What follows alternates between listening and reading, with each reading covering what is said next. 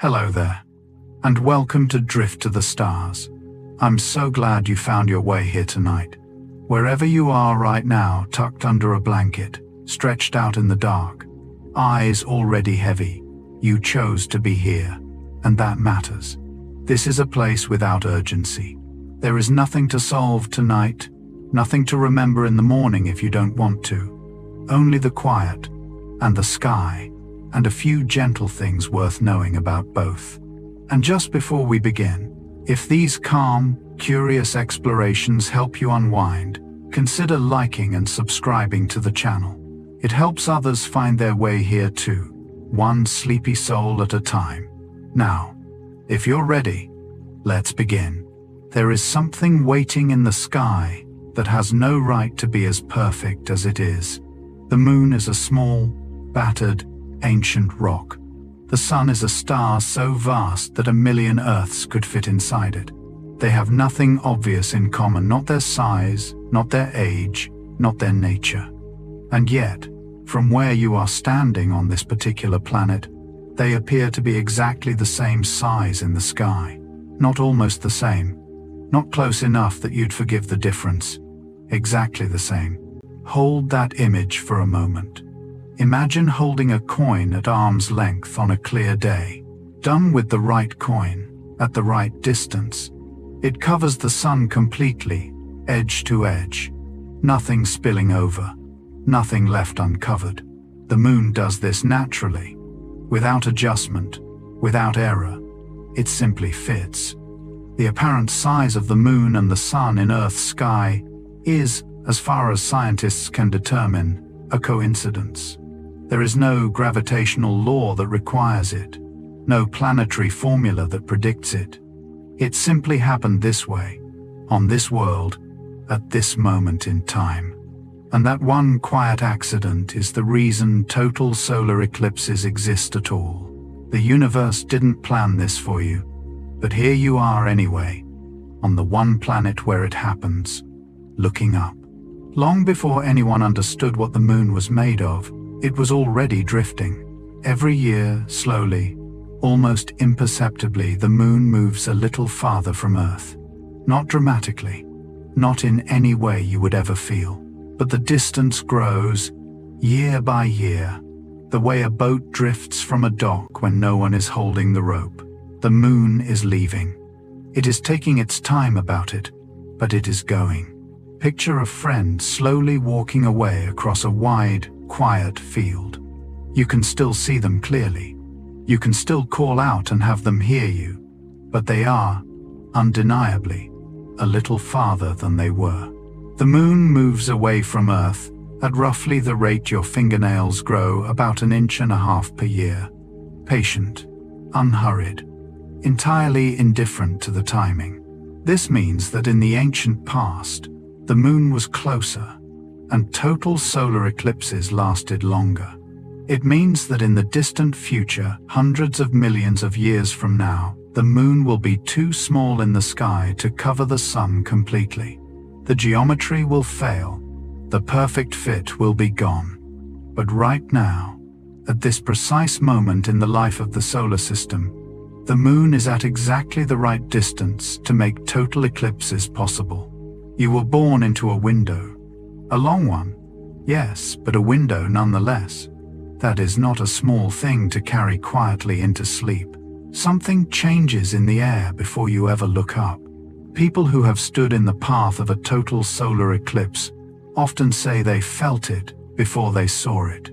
A shift, a dropping of the temperature so distinct it moves through clothing, through skin, registering somewhere beneath thought. The world cools.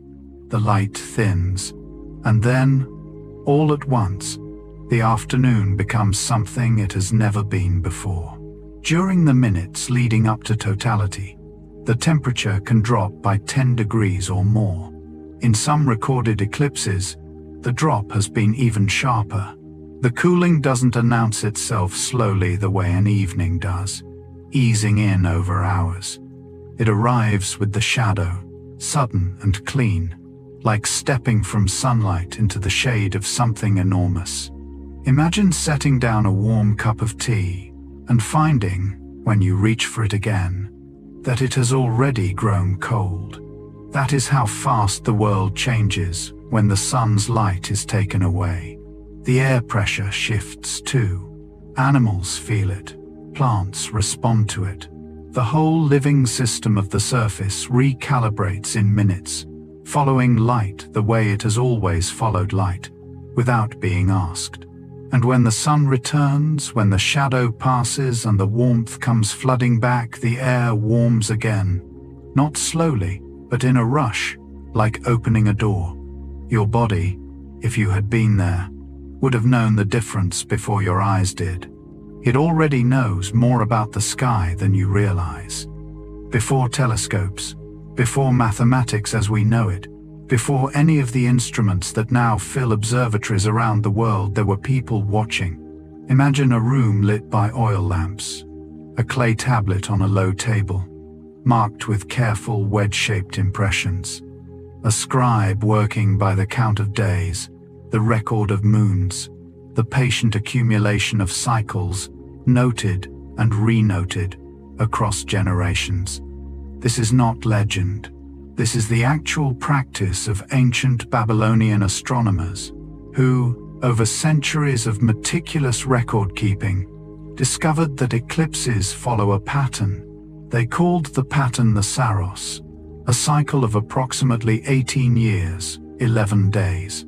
After that period, the sun, the moon, and the earth return to nearly the same alignment, and an eclipse very similar to one that came before will occur again. The Babylonians found this not with equations but with attention, with the discipline of watching the same sky long enough to hear what it was saying. They could predict solar eclipses centuries before the first telescope was ever ground. There is something deeply settling about that. The sky is not a mystery that only modern instruments can unlock. It is a patient teacher that rewards whoever is willing to sit with it long enough. The people who first mapped the rhythm of eclipses never saw what we now know the moon to be. They never knew the sun was a star. And still, they found the pattern. They wrote it down. They passed it forward. You are, in some quiet way, the recipient of their watching. When the shadow falls, the animals know first. There is something both tender and strange about watching the natural world respond to a total solar eclipse. Cows begin walking toward their barns. Birds that had been calling through the afternoon go quiet, then resettle in their trees. Bees, following a navigation built entirely around the position of the sun, turn back toward their hives. Crickets, convinced that evening has arrived, begin their nighttime song. The whole countryside shifts registers. The daytime world begins its nighttime rituals. Mid-afternoon, under a sky that doesn't know what to do with itself. There have been documented cases of roosting swifts descending from the sky during totality, spiraling down in their evening formations, landing, and then, minutes later, rising again in confusion as the light returned. They had followed their instructions perfectly. The instructions were simply wrong.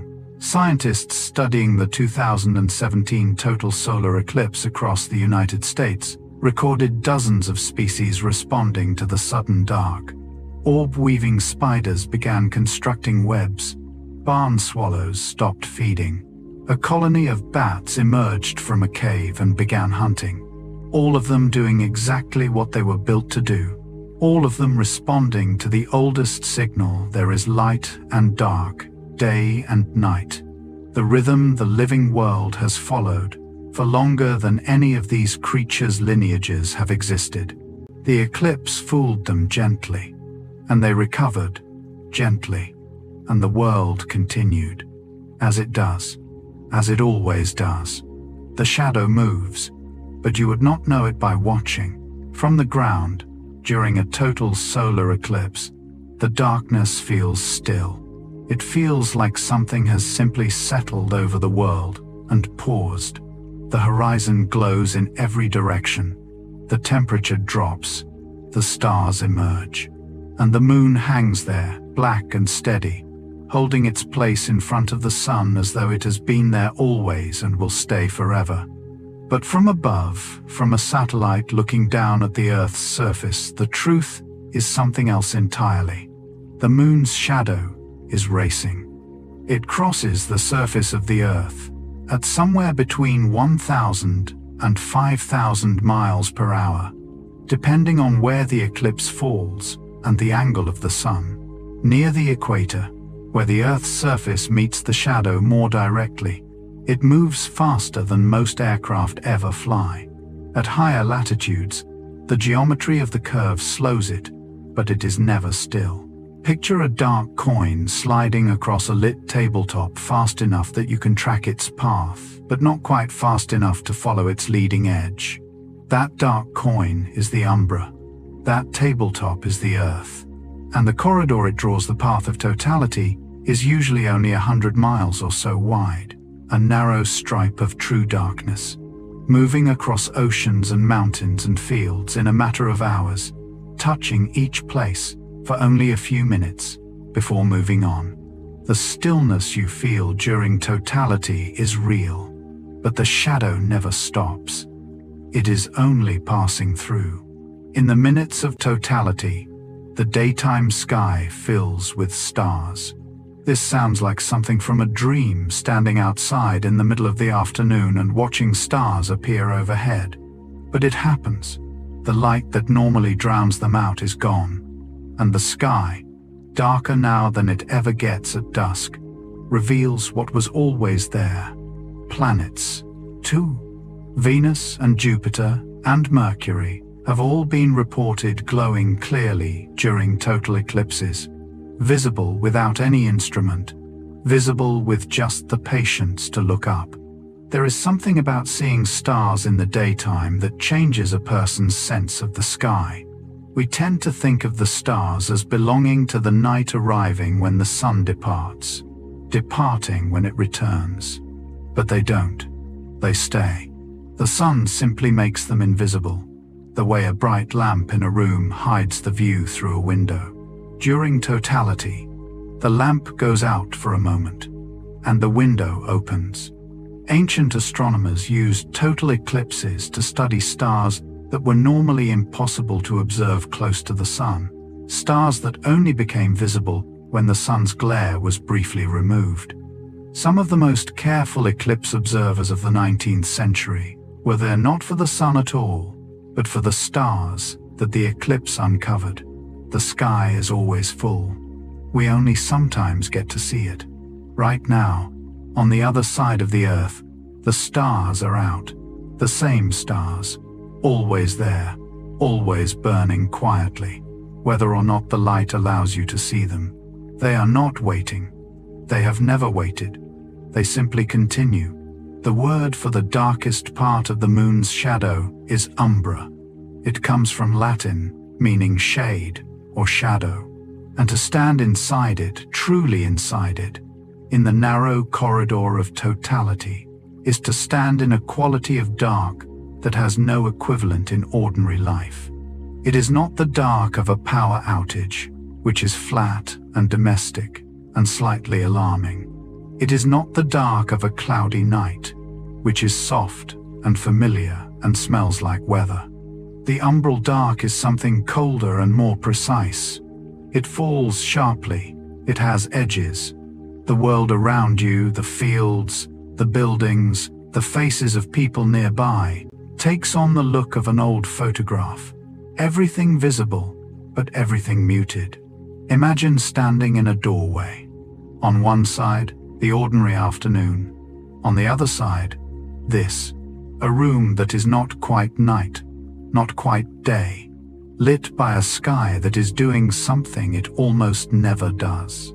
The umbra during a total solar eclipse is roughly 100 miles across at its widest. Outside that boundary, the sun is still partially visible, still providing most of its light, still keeping the world recognizably daytime. But inside the line, things are different. People who step from the penumbra into the umbra, from partial eclipse to totality, often describe the transition as instantaneous. The last light goes quickly. The shadow arrives not like a curtain dropping, but like a door closing, steady and certain and final. For a few minutes, you are in the shadow of the moon, and it is, by most accounts, one of the quietest places on Earth. Totality reveals something the sun keeps hidden every other day of the year. The corona, the sun's outer atmosphere, is real and vast, and perpetually there, streaming outward from the sun in all directions like a slow, luminous breath.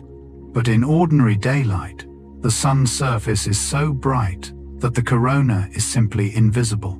It is drowned out by its own source.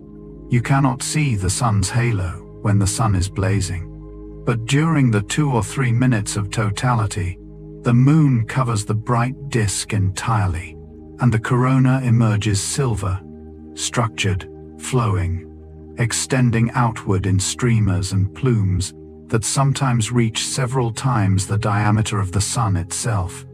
It looks like something no photograph quite captures. Observers describe it as having texture, as appearing almost three-dimensional against the dark sky, like the petals of a flower made of light, or the way water streams from a stone in a river. Every corona is different.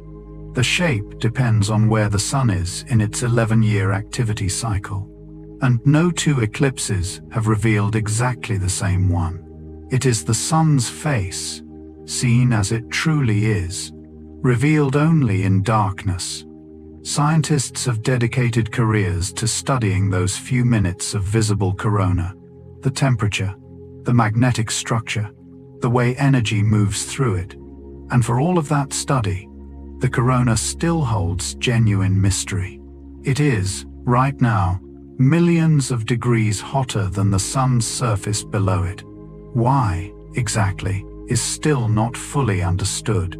Even the sun keeps secrets. Even the sun is still becoming known. The heat of the corona is not a mistake in the data. When scientists first measured the temperature of the sun's outer atmosphere, they expected it to be cooler than the surface, which is what common sense would suggest. The way air gets colder the higher you go from the warm ground on a summer day. Instead, the measurements came back wrong. Spectacularly wrong. The surface of the sun, the part we see, burns at roughly 6,000 degrees. Already incomprehensible. Already a number that dissolves into abstraction before the mind can hold it. But the corona above it, the wispy halo only visible during eclipses, is not cooler. It is hotter. Millions of degrees hotter. By an amount so large that the word hotter barely contains it. This is called the coronal heating problem, and it remains one of the genuinely open questions in solar physics. Scientists have proposed explanations: magnetic waves, small explosive events called nanoflares, the tangling and reconnecting of magnetic field lines, but no single answer has been confirmed. The mystery is real and ongoing. What eclipse observations revealed is that something is carrying energy outward from the sun's surface into the corona. Something that does not follow the obvious rules. Something the universe has not quite finished explaining to us. There is a kind of comfort in that. In knowing that the sun, the thing that warms every morning of your life, is still, in some part, a question. The universe is not finished, and neither are you. There was a year when the whole of science held its breath. The year was 1919, and the world had just finished a war that had broken so many things: borders, certainties, the confidence that human reason could prevent catastrophe. Into that exhausted quiet came a man with a camera, a ship, and a question about the nature of space itself. Albert Einstein had proposed, a few years earlier, that gravity was not simply a force between objects. It was a curvature, a bending of the fabric of space and time around any massive body. And one consequence of that idea, strange and testable, was that light itself would bend as it passed near something as massive as the sun. Starlight, passing close to the sun's edge on its way to Earth, should arrive at a slightly different position than it would if space were flat and simple. The problem was that you couldn't ordinarily see stars near the sun. The sun was too bright. But during a total solar eclipse, the sky darkens. Stars near the sun's edge become visible, and Sir Arthur Eddington traveled to the island of Principe, off the coast of Africa, to photograph them. He measured the positions of those stars against photographs taken months earlier, when the sun was elsewhere. The stars had shifted, exactly as Einstein predicted. The light had bent. Space curves around mass. The universe announced it, quietly, during a few minutes of totality on a small island, to a man who had sailed there just to listen. The sky confirmed something that had never been confirmed before, and the world was, from that moment, a different shape than it had been. Just before the darkness arrives, the sun does something it does nowhere else. Picture standing at the edge of totality. The moon has been moving across the sun for over an hour. The light has thinned and silvered. The air has cooled. And then, in the final seconds, the last of the sun's disk is reduced to the narrowest of crescents, and that crescent breaks. The moon is not a smooth sphere. Its edge is rough mountains and valleys, and ancient crater rims creating an uneven silhouette that no human hand could draw. As the final arc of sunlight passes through the deepest valleys along the moon's limb, the light separates into individual points, brilliant, distinct, separate, a string of glowing beads balanced on the edge of the dark. They last only seconds. They flare and vanish as the moon's rotation carries the valleys away. Some beads persist longer than others, burning bright before going out, and then, all at once, they are gone, and totality is complete.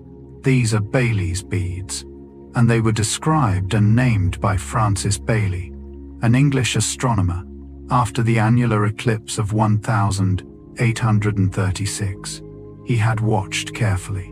He had written down exactly what he saw. And in doing so he gave language to something people had surely noticed for centuries, but never quite described precisely enough to share. All he did was pay attention. And now, nearly 2 centuries later, his name travels with that light. There is something worth holding in that, about watching carefully, about what gets passed forward when you do. The ribbons come first, and no one is quite sure where they come from. In the seconds just before totality, and again in the seconds just after, a strange phenomenon ripples across pale flat surfaces near the ground, thin, moving bands of alternating light and dark, undulating like the reflection of sunlight on the bottom of a shallow pool. They appear suddenly. They move fast, maybe 15 or 20 times a second, too quick to count. They last only moments, and then they are gone. These are called shadow bands. They have been reported by eclipse observers for centuries. There are descriptions of them from the 1700s, careful accounts from the 1800s, and ongoing measurements taken at eclipses today. And scientists still do not have a fully agreed upon explanation for them. The leading theory involves atmospheric turbulence. When the sun is reduced to the thinnest possible sliver of light, it behaves like a narrow slit, and light passing through turbulent air from a narrow source creates interference patterns, the way distant streetlights seem to shimmer on a humid night.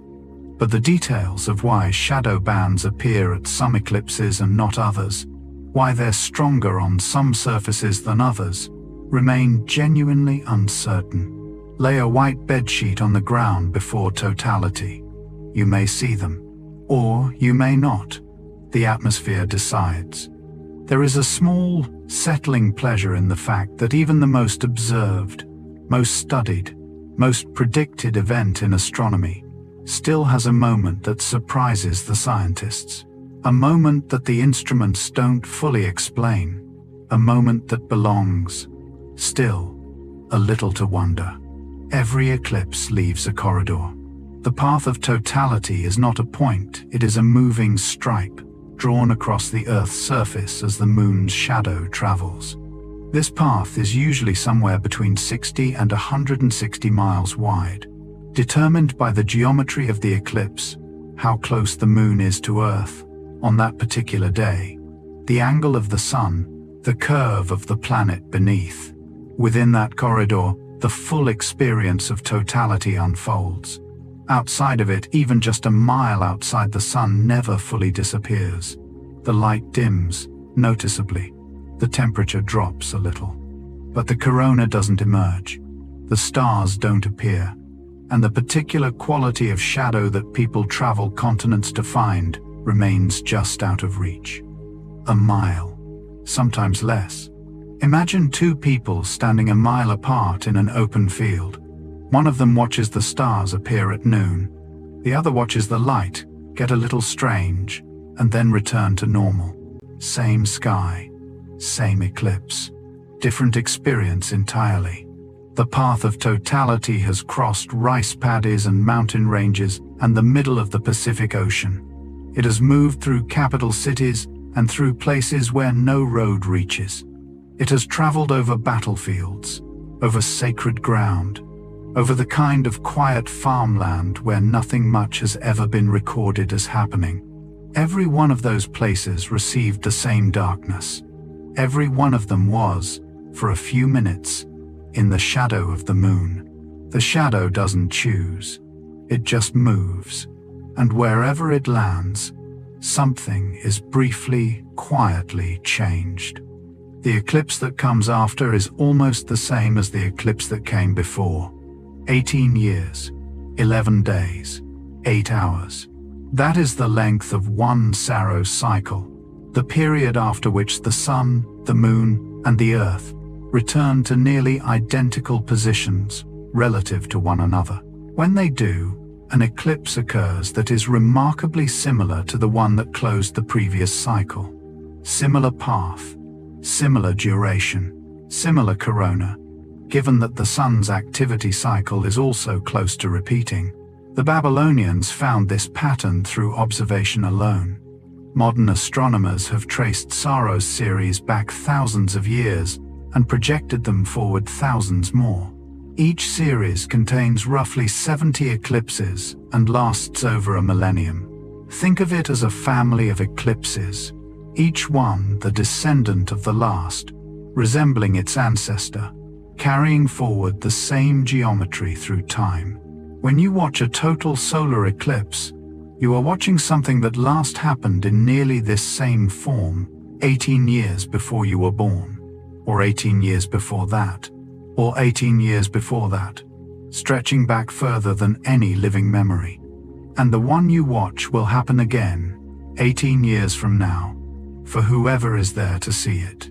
A Saros series in progress right now, Series 139, produced the total solar eclipse of August 2017 that crossed the United States.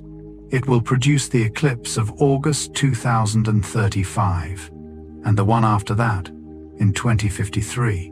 The pattern was running before you arrived. It will continue after you go. And in that continuity, there is something very close to peace.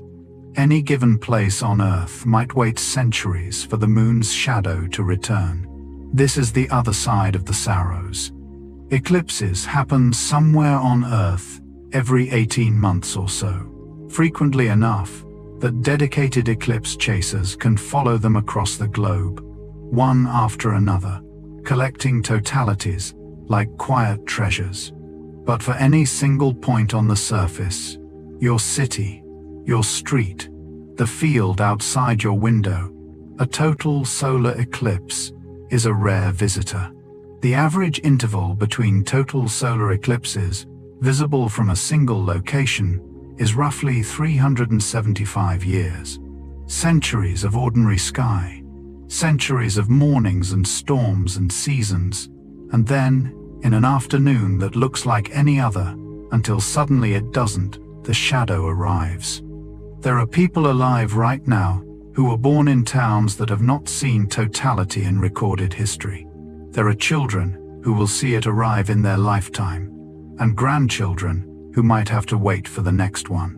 The 2024 total solar eclipse passed over parts of Mexico, the United States, and Canada. For some small towns in its path, it was the first totality in over 4 centuries. For others, it will be the last for 4 centuries more. What a thing, to stand in a field where the darkness last came before anyone you know was born, to feel the temperature drop, to watch the corona emerge, and to know that the last person who stood in this particular shadow is far beyond the reach of memory. The eclipse connects you to them anyway. The sky doesn't ask how long it has been. There is a moment, just before the darkness completes, when the sun offers one last gift. The Bailey's beads flare and vanish. The final valley on the moon's edge holds a single point of sunlight, brilliant, pure, isolated. The corona is already glowing around the dark circle of the moon. And for 1 or 2 seconds, that last point of sunlight blazes against the corona like a stone set in silver. This is the diamond ring effect. It lasts only a breath before totality closes fully around it. But in that breath, the sky holds something that has no precise equivalent in any other natural event. A ring of pale fire around a dark disk, with a single point of pure white light burning at one edge. Photographers travel the world for that single second. It appears in images from solar eclipses across the last century and a half of photography. Always the same basic shape, always slightly different in detail, always gone almost before it can be believed. The effect occurs because of the same rough lunar terrain that creates Bailey's beads, one final valley holding the light a moment longer than the rest. The geometry that allows it is precise. The duration is fixed by orbital mechanics. The beauty is not planned by anything. It simply occurs at the intersection of the right distances and the right angle and the right roughness of an ancient, battered moon, and then it is gone, and something rarer takes its place. Some moments are made more beautiful by being brief. The universe seems to understand this, even if it arrived at it by accident. Turn slowly, during totality. Look at the horizon. In every direction, the world is on fire with sunset. Beyond the edge of the moon's umbra, the sun is still shining. And at the distance where the shadow meets the sunlit land, the light scatters through the atmosphere the way it does at dusk, gold and orange and deep rose, all the colors that normally visit only twice a day, now arranged in a full circle around you. The 360-degree sunset is one of the most often cited wonders by people who have witnessed totality. You are standing in the dark, and the world around you is glowing, not from above, from the sides, from every direction, at once. Imagine standing at the center of an enormous lamp, the light coming from the rim rather than the top, the fields around you, the trees, the faces of the people nearby, all of them lit from the side, softly, in the colors of a long evening. This happens because the path of totality is narrow. Outside its edges, the afternoon continues. The light from that continuing afternoon floods into the atmosphere at the shadow's rim, and the atmosphere bends it into colors, just as it always does at the boundary between day and night. You are, for a few minutes, standing at the center of a sunset that surrounds you completely. The world usually keeps its most beautiful light at the edges of the day. During totality, it gathers all of that light and wraps it gently around you, as if the sky wanted to make sure, before the darkness, that you felt held. People cry at totality. Strangers, Scientists, skeptics, people who came prepared, who knew what was coming, who had read the accounts and still wept when it arrived. This is not unusual. It is, in fact, one of the most consistently reported features of the experience, more consistent, in some accounts, than the temperature drop or the appearance of the stars.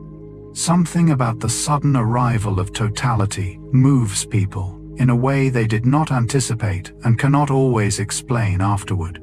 Some describe it as a feeling of profound smallness, not terrifying, but releasing, the sense that the ordinary concerns of the day simply no longer apply, that the thing hovering above them is older and larger and more patient than anything they have ever stood beneath. Others describe it as belonging, a feeling of being recognized by something vast, of being, for a moment, seen. Psychologists have written about it. Eclipse observers have noted it for centuries.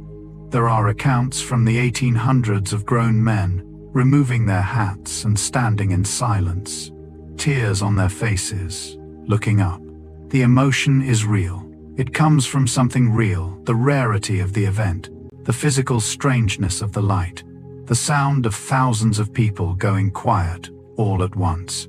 But it is also, some researchers suggest, a response to beauty at a scale the human nervous system was not quite built to process. The brain doesn't always know what to do with awe that size, so it does the only thing it can. It softens, it opens, and the feeling comes through. You don't have to see a total solar eclipse to recognize that feeling. You may have had it already looking at something so quietly enormous that the only response was to go still. The sky is good at that. This exact sky, this particular fit of moon over sun, belongs to right now, not to the ancient past when the moon was closer and the eclipses were longer, not to the distant future when the moon will have drifted too far for totality to occur. Right now, this moment in the life of the solar system, measured against billions of years on either side. The moon moves away from Earth at the rate of about 1.5 inches per year. It sounds like nothing, but over millions of years, it adds up. There was a time when the moon was so close that a total solar eclipse might have lasted half an hour. There will be a time when the moon is so small in the sky that it can no longer cover the sun completely, when eclipses become annular only, a ring of sunlight always showing around the edge. Between those two eras, the long total eclipses of the deep past and the ring-like eclipses of the deep future, there is a window, a period in the life of the Earth-Moon system when the geometry works, when the fit is close enough to exact that totality is possible. Scientists estimate that window to be roughly 1 billion years wide, vast by human measure. But in the life of the universe, it is a season, a particular season that happens to be right now. You were born in the middle of it, without planning for it, without knowing it. You arrived, and the window was open, and the eclipses were possible, and the sky was doing this extraordinary thing. It was already in progress when you got here, and it asked nothing of you except to look up, occasionally, when the moment arrived. That is enough. That has always been enough. There is a word that carries the weight of what happens when the sun disappears. The ancient Greeks had a word for it, Eclipses. It meant, roughly, an abandonment, a forsaking. The sun, in the thinking of that time, was not simply blocked, it had gone, left, chosen, for reasons unknowable, to withdraw its presence from the world. That is not so far from how totality feels. Even now, even knowing what we know, even standing in the path of the shadow with a perfectly good scientific understanding of orbital mechanics and the geometry of celestial bodies, even then, something in the body responds to the disappearance of the sun as though it were personal, as though something vast had turned away.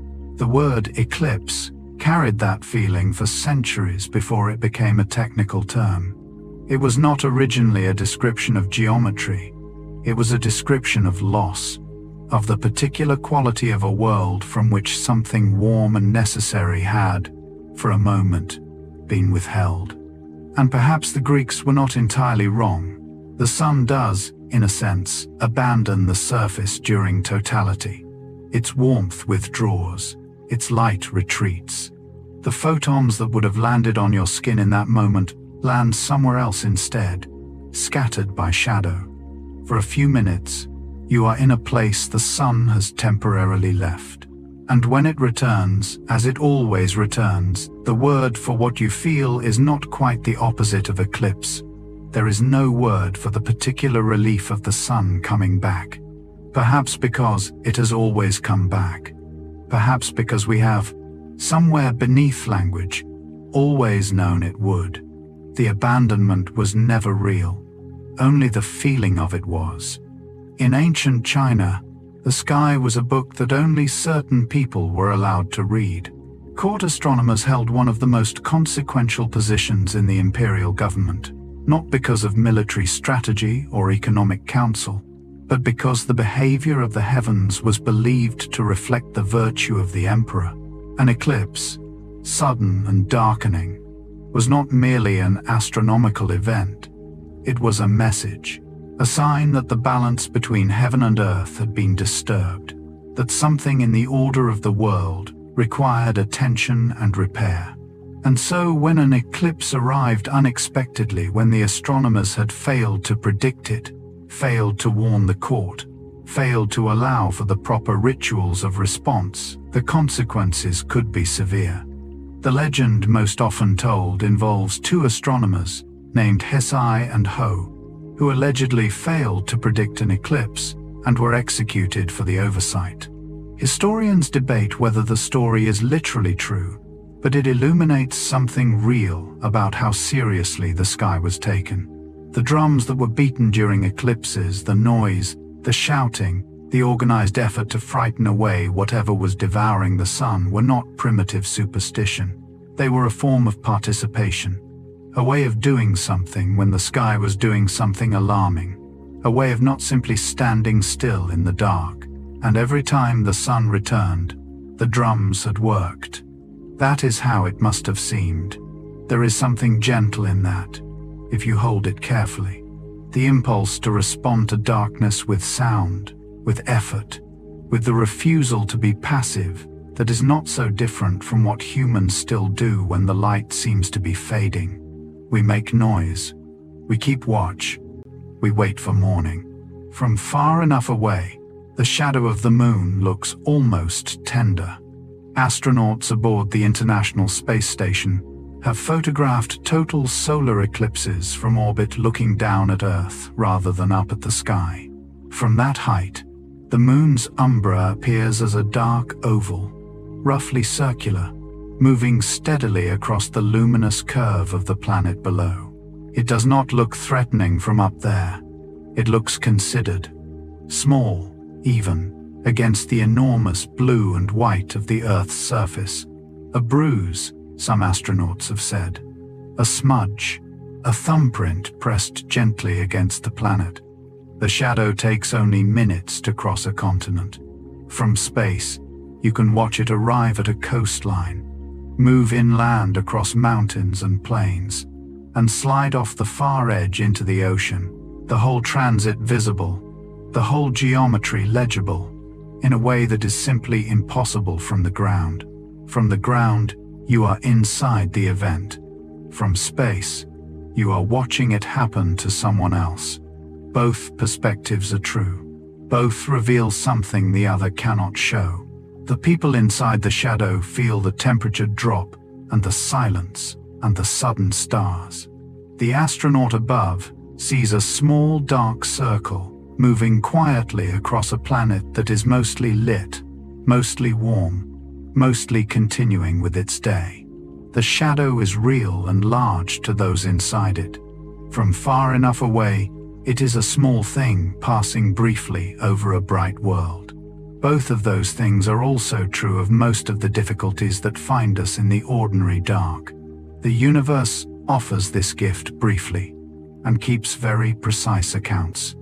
7 minutes and 32 seconds.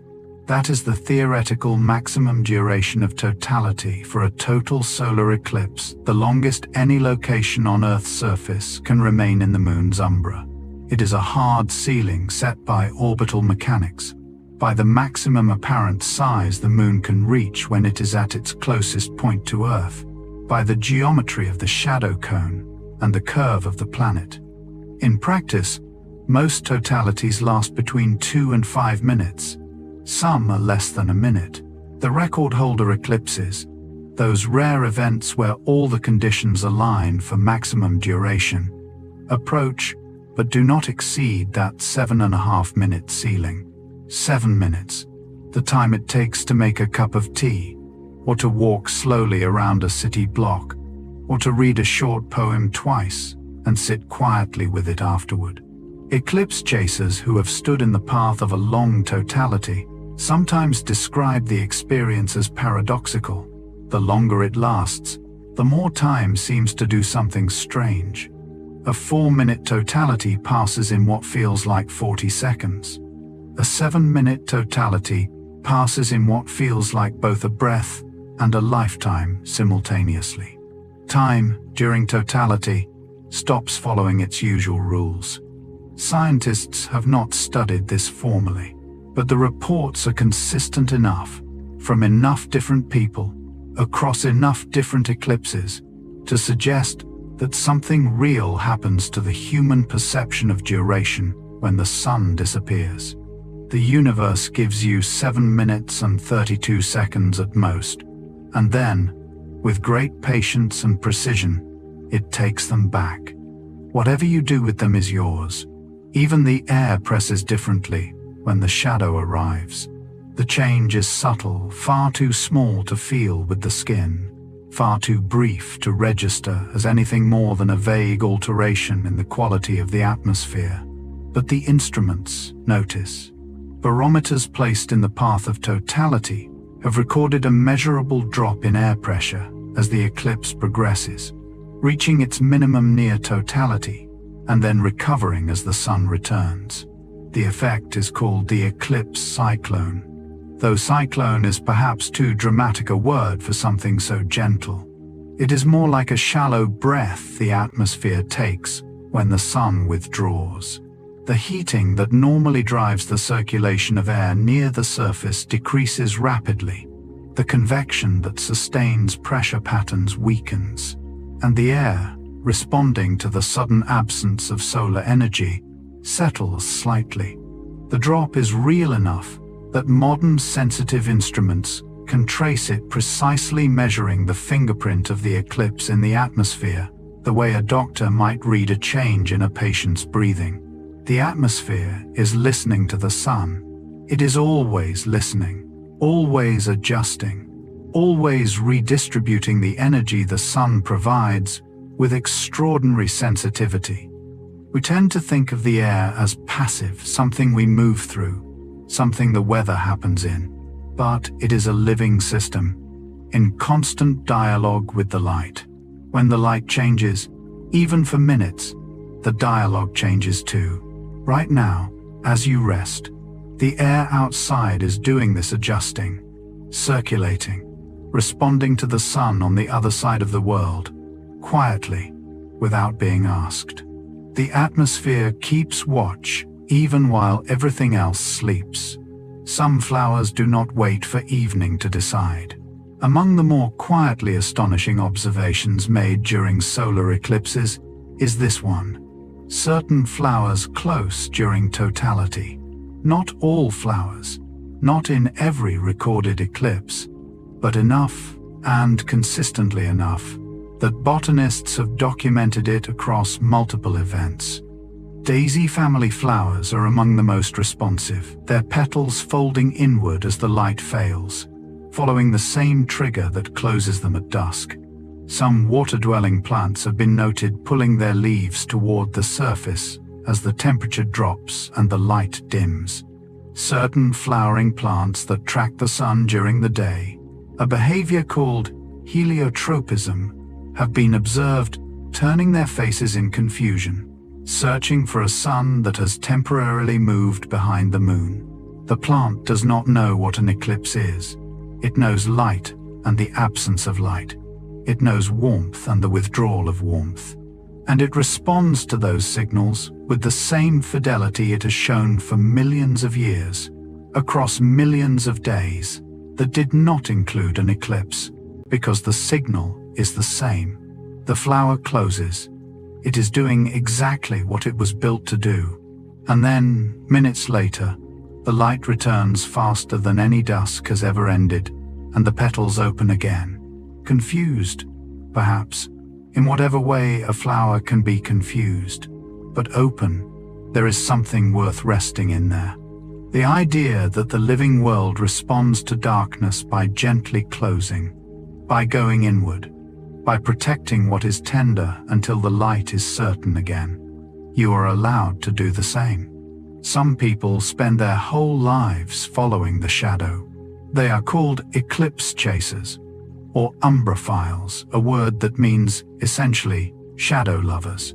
And they are a particular kind of person. Patient, meticulous, quietly devoted to a phenomenon that offers them, at most, a few minutes of totality per event, and asks them in return to arrange their entire lives around the moon's orbit.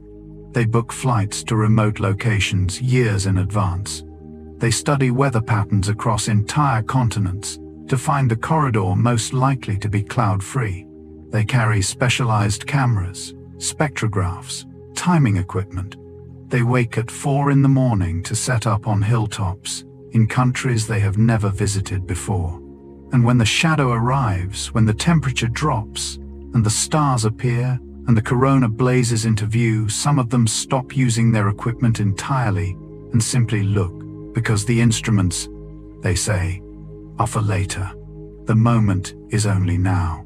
Eclipse chasers often describe their first totality as the event that divided their life into before and after. The experience so distinct, so unlike anything else available on the ordinary surface of the world, that it became a kind of reference point, the thing against which other experiences were quietly measured. Some have witnessed 30 or 40 total eclipses. Some have crossed oceans in small planes, sailed to uninhabited islands, driven through the night across unfamiliar roads, all for the same few minutes of shadow. And every one of them, asked to explain the devotion, gives more or less the same answer. There is nothing else like it. And once you have been inside it, you understand why people go back. The shadow, once felt, becomes something like home. The first photograph of a solar eclipse was made in 1851, and it survived. Johann Julius Friedrich Berkowski, a Prussian daguerreotypist, pointed his camera through a small refracting telescope during the total solar eclipse of July 28th of that year in Königsberg. The exposure lasted 84 seconds. The resulting image shows the corona glowing around the dark disk of the moon, pale, structured, faintly streaked with the shapes that eclipse observers had been describing in words for centuries. It is not a dramatic image by the standards of what comes later. It is small, slightly soft, the corona modest and quiet in the frame. But it is real. It is the sun's face, caught in light, held still. Before that image, the corona existed only in language, in the accounts of observers who had stood in totality and reached for words to describe something that had never been depicted. Feathers, they said, flames, the petals of a flower, a halo, a crown. After that image, the corona could be studied, compared, measured, argued about. The photograph made the ephemeral into evidence. There is something moving about that first image, the careful stillness it required, the fragility of the technology. The fact that someone thought to try, that someone pointed a camera at the sky during the strangest minutes of the day and pressed the shutter. And now, more than a century and a half later, the corona in that image looks exactly like the corona in images taken last year. The sun has not changed its face. We have simply gotten better at seeing it. The feeling has been there since before the feeling had a name. People have wept at totality in accounts stretching back centuries, but only recently have psychologists begun studying what actually happens in the human body and mind during the experience. What they have found is consistent enough to suggest that something specific is occurring, not just emotional response to beauty, but something more fundamental. The state researchers describe resembles what psychologist Abraham Maslow called a peak experience, a moment of unusual clarity, connection, and self-transcendence that leaves lasting traces on how a person understands their place in the world. Studies conducted after major eclipse events have found that participants report increased feelings of connectedness to other people, to the natural world, to something larger than themselves for weeks or months after the event. The involuntary tears are part of it. So is the frequent report of time distortion. So is the near-universal description of a feeling of profound calm descending during totality, not the calm of relaxation, but the calm of something deeper, the calm of a question being answered, or perhaps of a question finally being asked. What people carry away from totality is not always a memory of what they saw. Sometimes it is a feeling that something was briefly, clearly true. That for those 2 or 3 or 4 minutes in the shadow, the noise that normally fills daily life was simply absent. That is not a small thing to feel. And you do not need to stand in the path of a total solar eclipse to have some version of it. You can have a quieter version of it right now, in the dark, with your eyes closed, simply by letting the noise become a little less insistent. The shadow is its own kind. The stillness is available in more than one form. This is not a coincidence you had to earn. The moon is not the largest moon in the solar system.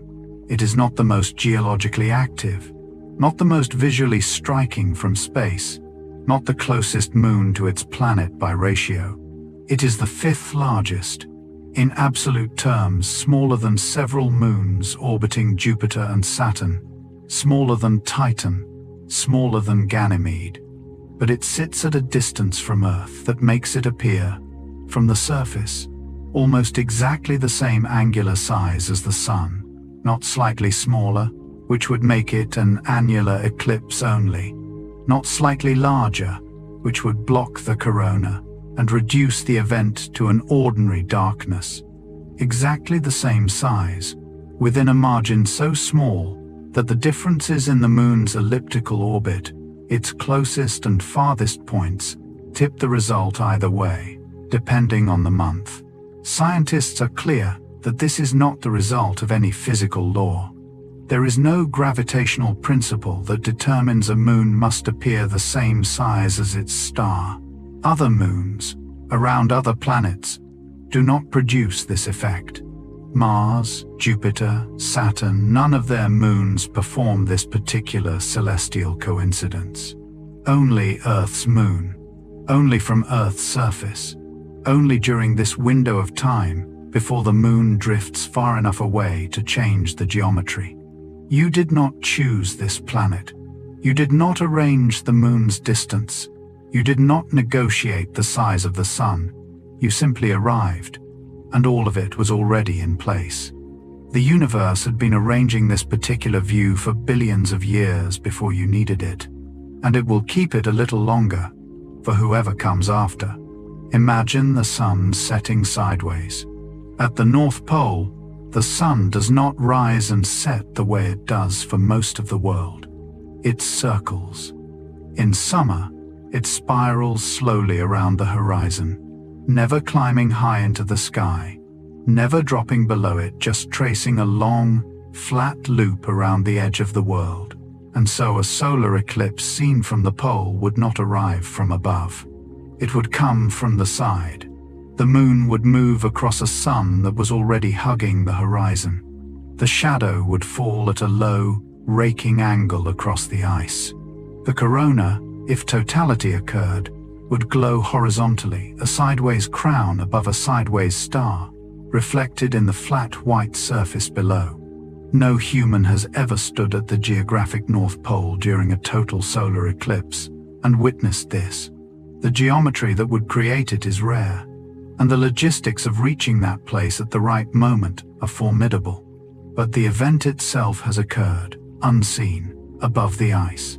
The shadow has fallen on snow that held no footprints. There is something in that worth sitting with, the idea of beauty occurring without a witness.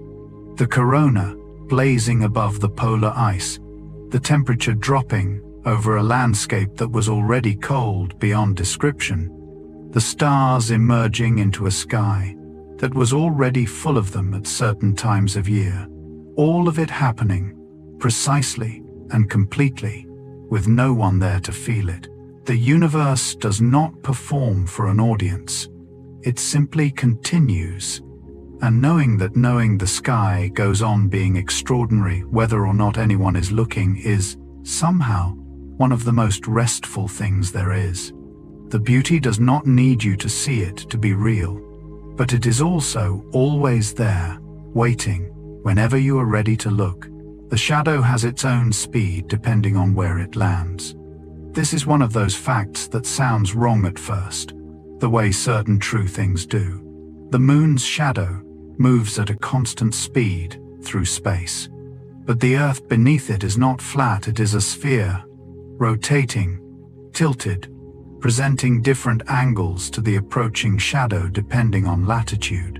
Near the equator, the surface of the Earth faces the sun and the shadow more directly.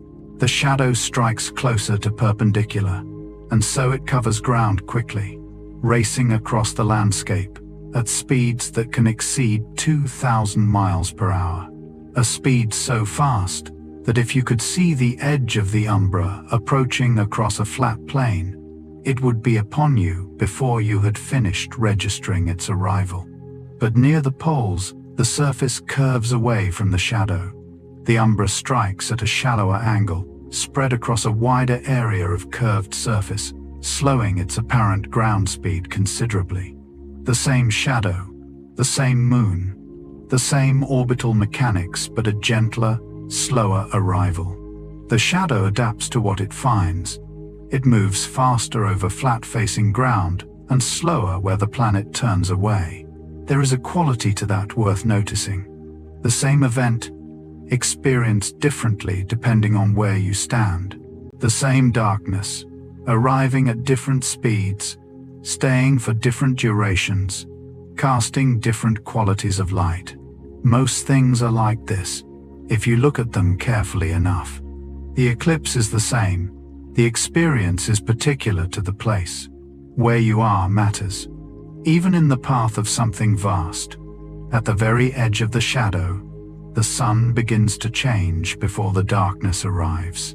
The penumbra, the outer portion of the moon's shadow, where the moon blocks only part of the sun, can extend for thousands of miles beyond the path of totality. Within it, the sun is partially eclipsed, and the light on the ground changes in a way that is subtle at first, then unmistakable. Photographers notice it. Artists who have been near partial eclipses without knowing it have described a quality of light they couldn't explain. Sharper shadows, cooler tones, a crispness to the world that doesn't match the time of day. The light during a partial eclipse has a silvery quality, as though a thin filter has been laid over everything. This happens because the sun, usually too bright to act as a point source of light, becomes more directional as part of its disk is covered. Shadows that are normally soft-edged become slightly crisper. Colors that are normally washed out by the full sun's breadth become more distinct. Artists have painted this light, without always knowing what caused it. Certain landscape paintings from eclipse dates, identified centuries later by art historians and astronomers working together, show that unmistakable silvery quality in skies that should have been ordinary. The eclipse left its mark in the paint, in the record of someone's careful looking, preserved in pigment and time. The sky was doing something. A painter noticed. A canvas held it. And now, centuries later, we can look at that painting and know what the afternoon felt like on a day that nobody alive remembers. Art is its own kind of eclipse record, a way of holding the light still. Long before satellites, before aircraft, before any instrument that could leave the ground, there were people who found patterns in the sky through nothing more than time and attention. The Saros cycle that the Babylonians identified is not the only eclipse cycle humans discovered through patient watching. There is also the Metonic cycle, 19 years, after which the moon returns to the same phase on the same calendar date, and the Inex cycle, and the Tritos, each representing a different harmonic of the moon's complex orbital rhythms. These cycles nest inside each other like rings, each one a different cadence in the same long piece of music. The Saros producing eclipses that repeat with similar geometry. The Metonic producing eclipses on the same calendar date. The longer cycles producing families of families, patterns within patterns, stretching across millennia. The people who found them did not have the mathematics we now use to describe orbital mechanics. They had clay tablets and lifetimes of careful observation and the willingness to trust what the record said, even when it contradicted expectation. There is a particular kind of intelligence in that, not the intelligence of calculation, but the intelligence of sustained attention, of being willing to watch the same thing long enough that it reveals its own rhythm. It is the intelligence of anyone who has learned to read the moods of the sea, or the behavior of animals before weather, or the particular quality of light that means rain is coming. The sky is patient with those who pay attention. It repeats itself, with variations, for anyone willing to wait long enough to hear the repetition. The Babylonians waited. They wrote it down. And their patience is now part of how we find the eclipses coming. The moon, seen from Earth, shows only one face. This is not a coincidence of timing. It is a consequence of tidal locking, the same gravitational forces that slowly pushed the moon away from Earth also, over billions of years, synchronized the moon's rotation with its orbit so that the same hemisphere always faces us. The far side of the moon, sometimes mistakenly called the dark side, receives just as much sunlight as the near side. It is simply the side that Earth has never seen directly, not from the ground, not without spacecraft. And it is the near side, the face we know, the face that stares back at us from every full moon, the face with the dark planes that ancient people saw as a rabbit, or a woman, or a pair of eyes. It is this face whose mountains and valleys create the phenomena of the eclipse. Bailey's beads emerge from the valleys on the moon's eastern limb as totality begins. They vanish into mountains. The diamond ring forms at one specific valley that holds the last light longer than the rest. These features have names: Montes Jura, the Valley of the Valles Alpes, individual craters whose rims cast the light into those brief, brilliant points. The landscape of the moon participates in every total eclipse. Every mountain on the moon's near-side limb plays a role in shaping the light that reaches your eyes during those final seconds before totality. A mountain range on another world, millions of miles away, determines the exact shape of the last light you see before the shadow falls. The moon's geography and your experience are in quiet conversation every time. Water is one of the most reliable recorders of a solar eclipse. During totality, The tide doesn't change, the eclipse is too brief for that. But other things happen near water that observers have noted for centuries. The surface of a still lake or bay takes on a particular quality during the partial phases. The silvered light reflecting differently than ordinary noon sun. Certain species of fish have been observed changing their behavior, moving deeper, or rising, or simply going still in the water column. Ocean-going birds that navigate by the sun's position have been documented wheeling in sudden confusion during partial eclipses, then resettling as the light returned. And there is the simple fact of reflection. A still body of water during totality holds the corona in its surface, the dark disk, the silver corona, the ring of sunset horizon, all of it mirrored below as well as above. For a few minutes, the sky is doubled. The shadow falls on the water, and the water gives it back. People who have witnessed totality over water describe it as particularly disorienting. In the best way, the world above and the world below, both suddenly strange, both showing the same impossible thing. The ordinary boundary between sky and surface briefly dissolved.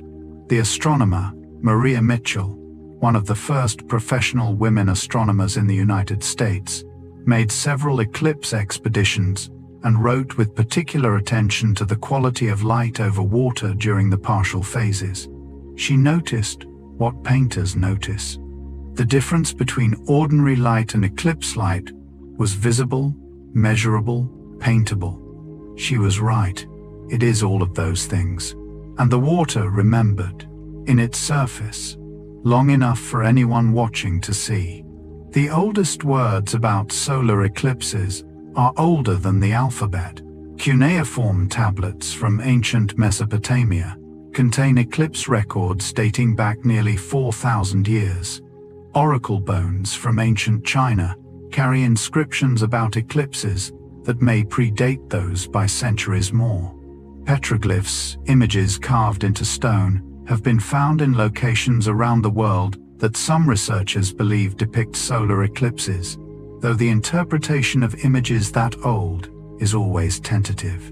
What this means is that humans have been writing about eclipses for roughly as long as humans have been writing. The eclipse record and the written record begin in nearly the same era. Something about the eclipse demanded documentation. When the sun disappeared and the world went strange, someone needed to make a mark, to say, "This happened," to preserve the fact of it for whoever came later. There is a deep continuity in that. The impulse to record, to reach for a clay tablet or a stone, or a sheet of paper when something extraordinary occurs, that impulse has not changed in 4,000 years. The tools are different. The feeling is the same. You are at the end of a very long line of people who looked up at the sky and wanted to tell someone about it. The records they kept found their way, through an improbable chain of preservation and translation and scholarship, into the databases that modern astronomers use to calculate where past eclipses occurred and how the Earth's rotation has changed over millennia. Ancient people recorded the sky, and we are still using what they wrote. The chain of watching has not broken. The corona is not the same from one eclipse to the next, because the sun itself is not the same. The sun follows an approximately 11-year cycle of activity, the solar cycle during which its magnetic field builds, tangles, and eventually reverses. Near the peak of this cycle, called solar maximum, the sun's surface is covered with sunspots and active regions, and the corona reflects this complexity, streaming outward in elaborate, asymmetric plumes and streamers, shaped by the tangled magnetic field below. Near solar minimum, the surface is quieter, and the corona simplifies, more symmetric, with long polar plumes extending cleanly from the top and bottom, and a quieter equatorial belt between. Eclipse observers who have witnessed totality at different points in the solar cycle report distinctly different coronas. One corona may look like a flower with petals of unequal length. Another may look like a halo with long feathers extending from both poles. The same sun, the same moon, the same geometry, but a different face each time. Photographs of coronas from different eclipses, laid side by side, look related but not identical. They are the same entity in different moods. The sun has moods. This is not a metaphor, it is a measurable reality. Its activity waxes and wanes, its face changes, its corona shifts. And during the 2 or 3 minutes of totality, whoever is standing in the shadow gets to see the particular version of the sun's face that exists in this particular year, at this particular point in this particular cycle. A portrait taken in a narrow window of time. The sun sitting for the briefest of sittings. Every eclipse image is, in this sense, a portrait of the sun as it was then, and only then. The chromosphere is the sun's quieter secret. Below the corona, between the visible surface of the sun and the glowing halo above, there is a thin layer called the chromosphere. It is only a few thousand miles thick, modest by solar standards, and it is almost always invisible. The bright surface below drowns it out in ordinary light. But during the first and last seconds of totality, in the moment when the moon's edge slides across the sun's limb, the chromosphere is briefly revealed. A thin arc of color, not white like the corona, not yellow like the surface, but pink, rose, the color of certain early dawns. The chromosphere gets its name from the Greek word for color chroma, because its distinctive hue was noticed by scientists studying the spectrum of light during eclipses in the 19th century. They found wavelengths associated with hydrogen in a particular excited state, glowing in that specific rose pink. It lasts only seconds. The moon's edge moves quickly, and the chromosphere is narrow enough that it vanishes almost as soon as it appears. Some observers who have witnessed dozens of eclipses say they have only caught it clearly 2 or 3 times the geometry, and the seeing conditions have to cooperate. A thin blush of rose at the edge of the moon, there for a breath, gone before you've finished noting the color. The sun has layers we almost never see. Most of what it is remains hidden behind what it shows. That is not so unusual. Most things are deeper than they appear from outside.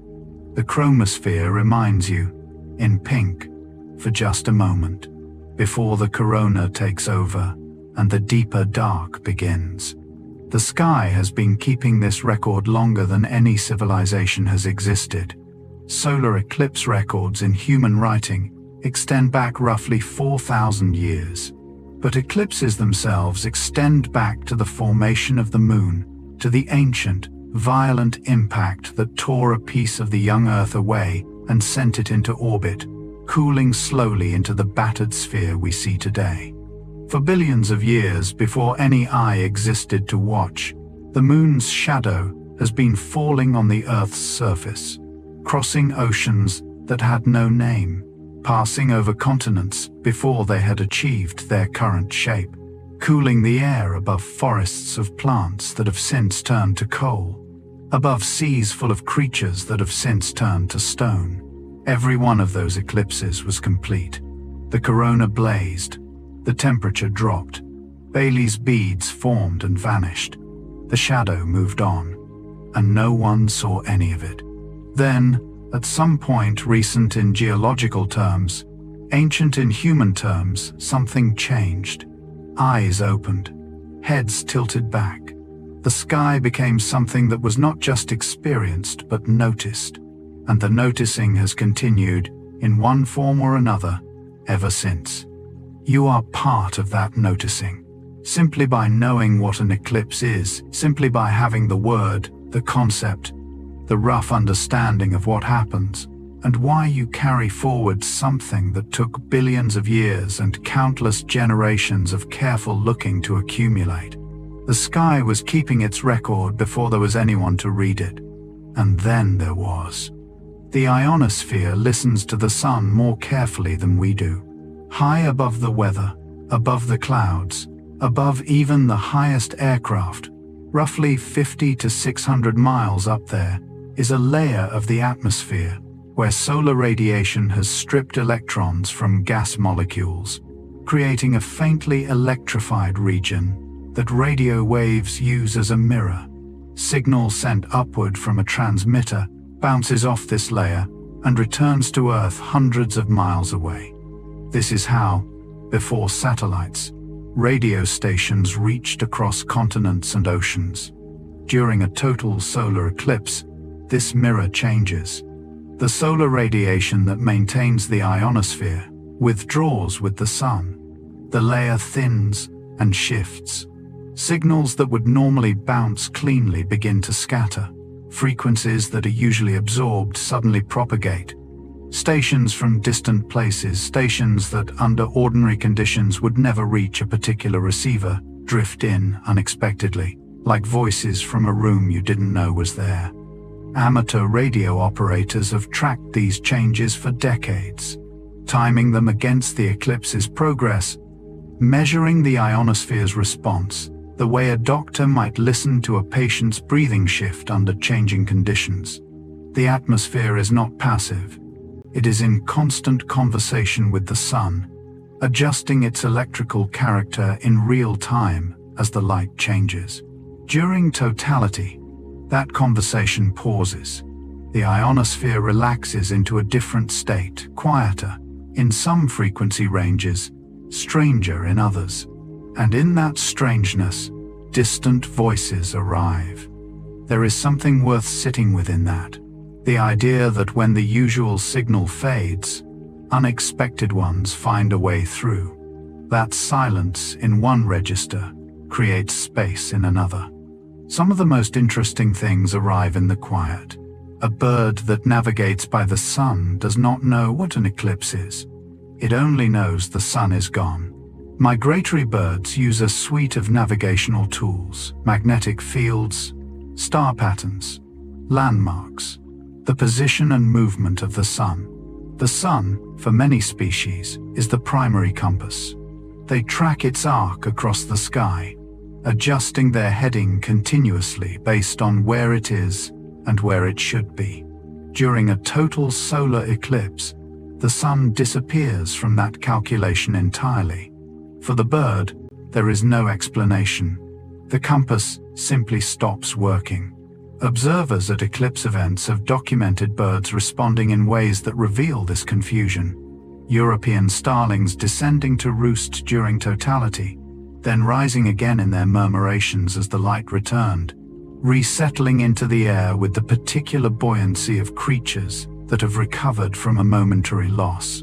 Chimney swifts circling lower and lower as darkness fell, then spiraling upward again when the sun reappeared. The remarkable thing is how quickly they recover. The light returns, and within minutes, sometimes seconds, the birds are flying normally again. The compass is back. The heading resumes. Whatever disorientation they experienced, whatever the eclipse equivalent of a dropped call feels like to a swift, they simply continue. They do not dwell in it. They do not carry it forward into the next hour. The sun came back. The navigation resumed. The journey continued. There is an old and gentle wisdom in that. Not the wisdom of understanding what happened, the wisdom of continuing anyway. The bird does not need to understand the eclipse to survive it. Neither do you need to understand every darkness to come through. The future of solar eclipses can be calculated with extraordinary precision, and scientists have done exactly that. Eclipse maps drawn today are accurate to within seconds and within a fraction of a mile for events centuries away. The orbital mechanics of the Earth-Moon system are among the most precisely understood dynamics in all of science. More precise, in some ways, than the behavior of weather or markets or the turbulence of a river. You can look up the total solar eclipse of August 12, 2026, and find its path mapped in detail, which cities it will pass through, what time totality begins at each point, how many seconds it will last. You can find the eclipse of 2048, of 2079, of 2117. The confidence with which these maps are drawn is not bravado. It is the result of centuries of refinement, Newton's laws, Einstein's corrections, decades of lunar laser ranging that has measured the distance to the moon to within a millimeter, using laser pulses bounced off reflectors left by Apollo astronauts. We know where the shadow will fall. There is a particular comfort in that, in living in a universe where some things are deeply, reliably predictable. Not everything, not most things, but the shadows of the moon on the surface of the Earth. For the next 1,000 years, we have those. Somewhere in those future eclipse maps, there is a date that will fall within the lifetime of a child who has not yet been born. That child will grow up, and the shadow will arrive, and they will stand in it, in a world we cannot quite picture, and feel the temperature drop and the stars appear. The eclipse is already waiting for them. The path is already drawn. The universe is, in this way, already keeping its promises to people who don't exist yet. Some of the world's most remote places have received the shadow without any witness. The path of totality does not consult geography when it decides where to fall. It crosses the open Pacific without apology. It has moved through the interior of Antarctica, over ice shelves where the only observers might have been seabirds and wind. It has passed over stretches of the Sahara where no road reaches, over sections of the Amazon where the canopy closes over everything, and the corona would have blazed above a ceiling of green that no human eye was there to see through. These are not failures of the eclipse. They are simply the eclipse being what it is, indifferent to audience, faithful to geometry, complete regardless of witness. There is a research station in Antarctica, a handful of scientists, isolated through the polar winter, that has occasionally found itself in the path of a solar eclipse. The accounts from those few people, standing on the ice at the bottom of the world while the corona appeared above them, are among the quietest eclipse reports in existence. Quiet because there were so few people. Quiet because the landscape around them was already the most silent place on Earth. The corona above the ice, the temperature dropping in a place that was already impossibly cold, the shadow arriving and departing over a surface that holds no footprints beyond the small cluster of the station itself. Most of the world's total solar eclipses have been witnessed by no one. They happened anyway. They were complete anyway. The corona blazed for the ice and the ocean and the unmarked sand. Beauty does not require an audience to be real. It only requires the light and the shadow and the geometry. Right now, somewhere in the dark between the Earth and the Sun, the Moon is casting a shadow. Not necessarily onto the Earth. The alignment that produces an eclipse is precise, and most of the time, the Moon's shadow misses the planet entirely, sliding above or below as the geometry falls slightly short of perfect. But the shadow is always there, projected into space from the sunward side of the Moon, a long cone of darkness extending millions of miles into the void. This cone has a shape. The umbra, the full shadow, narrows as it extends, ending in a point roughly 235,000 miles from the Moon. When the Earth happens to be within that cone, totality occurs. When the Earth is beyond the point of the cone, the Moon appears too small to cover the Sun, and an annular eclipse results a ring of fire around a dark center. And when the alignment is off, and the shadow misses the Earth entirely, the cone simply extends into space, past the orbit of Earth, into the dark. Nothing catches it. No surface reflects it. The shadow of the moon extends into interplanetary space and simply ends, as all shadows do, in the absence of anything to fall on. The universe is full of shadows that fall on nothing, light that reaches no surface, signals that travel outward and never arrive. And yet the light left its source. The shadow formed. The geometry was precise. Some things are complete even when nothing receives them. Some things are true even in the empty dark. There are people for whom the path of totality has become a kind of map of their life. Not metaphorically, actually, literally. People who plan their decades around eclipse paths, who have arranged homes, careers, and relationships in ways that give them maximum flexibility to be in the right place when the shadow falls. They have driven through the night to escape cloud cover. They have chartered small planes and flown low under overcast skies to find a break in the clouds. They have stood on ship decks in heavy swells, keeping their instruments steady with practiced calm, watching the moon's edge with the patience of people who have done this before and will do it again. For them, the shadow is not a spectacle. It is something more like sustenance, something the body and the spirit require at intervals that happen to align, roughly, with the sorrows. Ask any of them why, and the answers vary in language but not in substance. There is something that happens during totality that is not available anywhere else.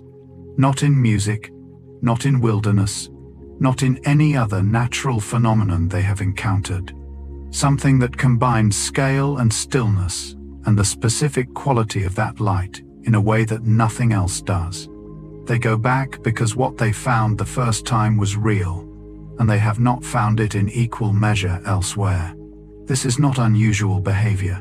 Humans have always traveled toward the things that make them feel most alive. The sacred sites, the pilgrimage routes, the long journeys to places that hold something particular. The umbrophiles are pilgrims. The shadow is the destination. And the path is, if you trace it across a life, a record of devotion as clear as any other. The first images of the corona were drawn by hand. Before photography, before any light-sensitive plate could capture the sun's outer atmosphere during totality, there were artists, scientists who were also skilled draftsmen, or artists who accompanied scientific expeditions, standing at the eyepiece during totality and drawing as quickly as the shadow allowed. Their drawings survive. They are extraordinarily careful, the streamers, the plumes, the bright inner corona, the faint tracery of structure extending outward. The artists had, in some cases, practiced for years to be able to draw accurately under pressure, their hands trained to capture what they saw without translation. Looking at those drawings now beside photographs taken decades or centuries later, the correspondence is striking. The hands got it right. The corona they drew is recognizable as the same corona we photograph. There is something in that about what careful human attention can achieve, about the reliability of the trained eye and the disciplined hand. These artists stood in the shadow for 2 or 3 minutes with a pencil and a piece of paper and produced images accurate enough to compare against modern data. They were not guessing. They were looking with everything they had, for as long as the sky gave them. Their drawings are, in their way, as precise as instruments, and they carry something that instruments do not carry: the evidence of a person who was there, whose hand moved in that particular dark, whose eye held that particular light. The instrument records the corona. The drawing remembers a person seeing it. Both matter. Both survive. The sun changes its face over 11 years, and the corona changes with it. At solar maximum, the peak of activity, the sun's magnetic field is complicated, tangled, full of regions where the field lines cross and reconnect in bursts of energy.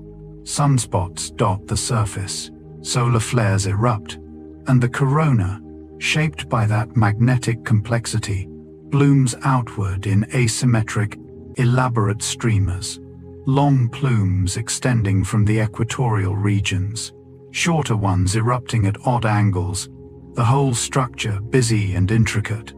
At solar minimum, the surface quiets, sunspots diminish. The magnetic field, preparing to reverse its polarity, simplifies into a more ordered configuration, and the corona reflects this cleaner, more symmetrical, with long polar plumes extending from the top and bottom of the sun, like the tines of a crown, and a quieter, equatorial belt between. Eclipse observers who have seen totality at both phases of the cycle describe distinctly different experiences.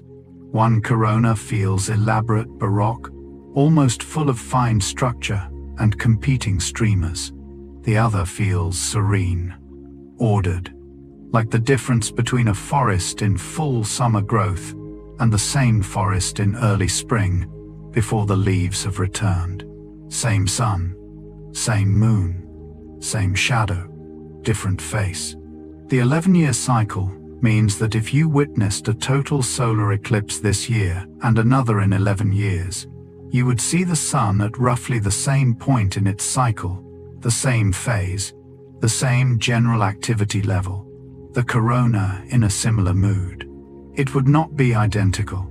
Nothing in the universe repeats exactly, but it would rhyme. The sun is a poem that revises itself every 11 years, and each eclipse is a chance to read the current draft. Something was hiding in the sun's light, and it took an eclipse to find it. In 1868, during a total solar eclipse visible from India, a French astronomer named Pierre Janssen trained a spectroscope on the chromosphere, the thin pink layer at the sun's edge, briefly visible during totality. A spectroscope breaks light into its component wavelengths, producing a spectrum of colored lines that act as a fingerprint for whatever element is producing the light. Janssen found a bright yellow line in the spectrum. He recognized the wavelengths associated with hydrogen and sodium, but there was another line, a yellow line, that didn't match any element known on Earth at the time. He concluded, correctly, that it must be an element that had not yet been discovered on our planet. He named it helium, from Helios, the Greek personification of the sun, because that was where it was found.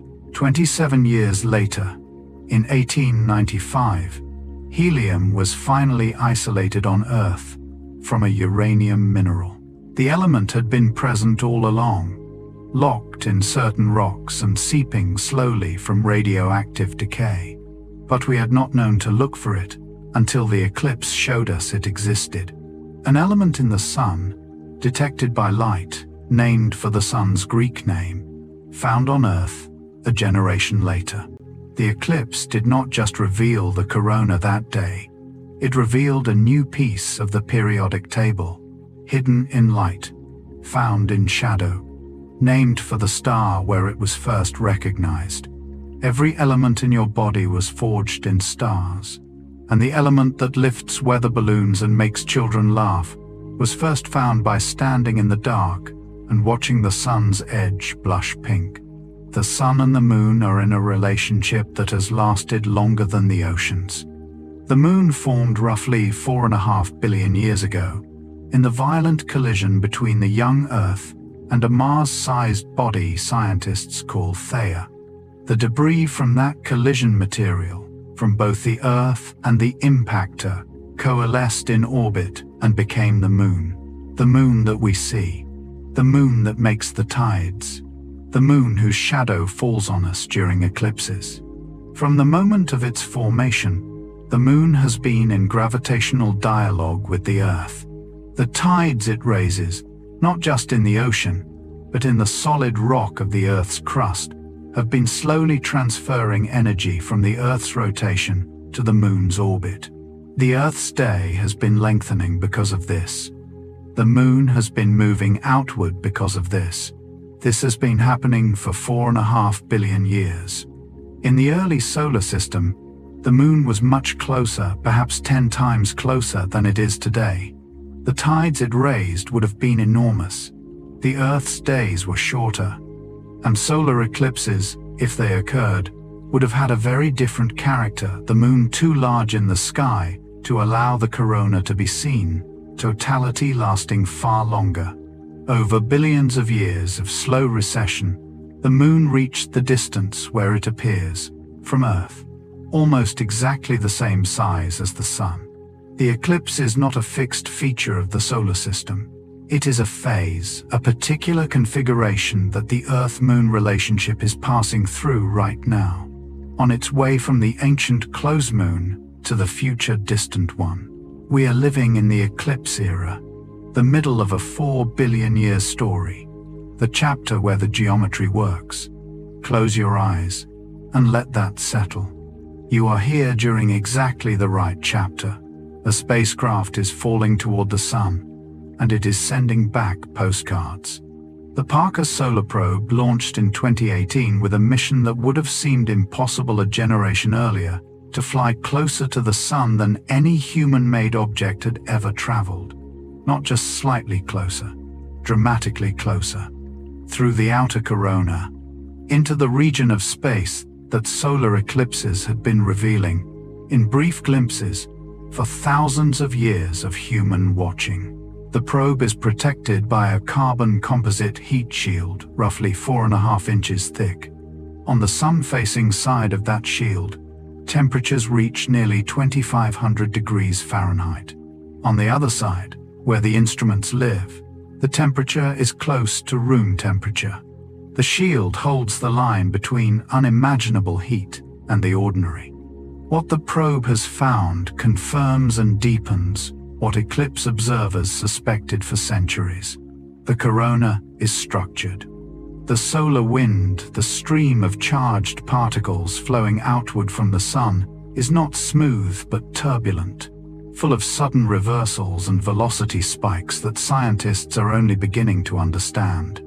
And the heating problem, the mystery of why the corona is so much hotter than the surface, appears to involve small, frequent bursts of magnetic reconnection happening close to the Sun's surface. The eclipse gave us the question. The probe is getting closer to the answer. But it could not have gone there without the centuries of corona observations that total solar eclipses made possible. Every hand-drawn corona, every photographic plate, every spectrographic measurement taken during totality, all of it contributed to the scientific understanding that made the mission worth doing. The probe is falling toward the Sun, carrying the accumulated attention of everyone who ever stood in the shadow and looked up. Their watching is on board, in a sense. Still traveling, still getting closer. On a small island off the coast of Africa, in 1919, a man with a camera changed the shape of the universe. Not the literal shape, though, in a sense. Yes, that too. But the shape of the universe, as it existed in human understanding. The model by which educated people thought the cosmos was organized. The framework inside which all of science was operating. Arthur Eddington traveled to the island of Principe, in the Gulf of Guinea, to photograph stars near the Sun during the total solar eclipse of May 29th. The clouds that had threatened the observation partly cleared in the final minutes, and he captured enough images to make the measurement. The result, that starlight bent around the Sun's mass by almost exactly the amount Einstein's general relativity predicted, was announced at a joint meeting of the Royal Society and the Royal Astronomical Society in November of that year. The physicist J. Thomson, who chaired the meeting, called it one of the greatest achievements in human thought. Einstein, asked how he would have felt if the observation had not confirmed his theory, reportedly said he would have felt sorry for the good Lord. The theory was right. The universe was obliged to confirm it. What the eclipse confirmed was this: space is not a neutral container in which objects move. It is a fabric that bends under the weight of mass. Light follows the curves. time does too, though that would take longer to confirm. The eclipse was the test. Totality was the laboratory. The corona-darkened sky revealed stars that should not have been there, in positions that should not have been possible, proving something that could not have been proven any other way. The universe bent its own light to answer a question, and a few minutes of shadow made it visible.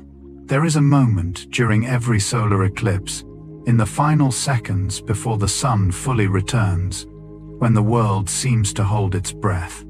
The corona is still visible, the temperature is still low, the stars are still out, and the leading edge of the sun begins to emerge from behind the moon, the thinnest possible arc of light, the chromosphere's pink blush reappearing for a second, Bailey's beads forming again on the opposite limb from where they vanished. And then the diamond ring appears on the other side just as it did at the start, just as brilliant, just as brief, and totality ends. The light returns not all at once, but in a rapid brightening, like a dimmer switch moving quickly from low. The stars fade first, then the corona disappears back into the glare.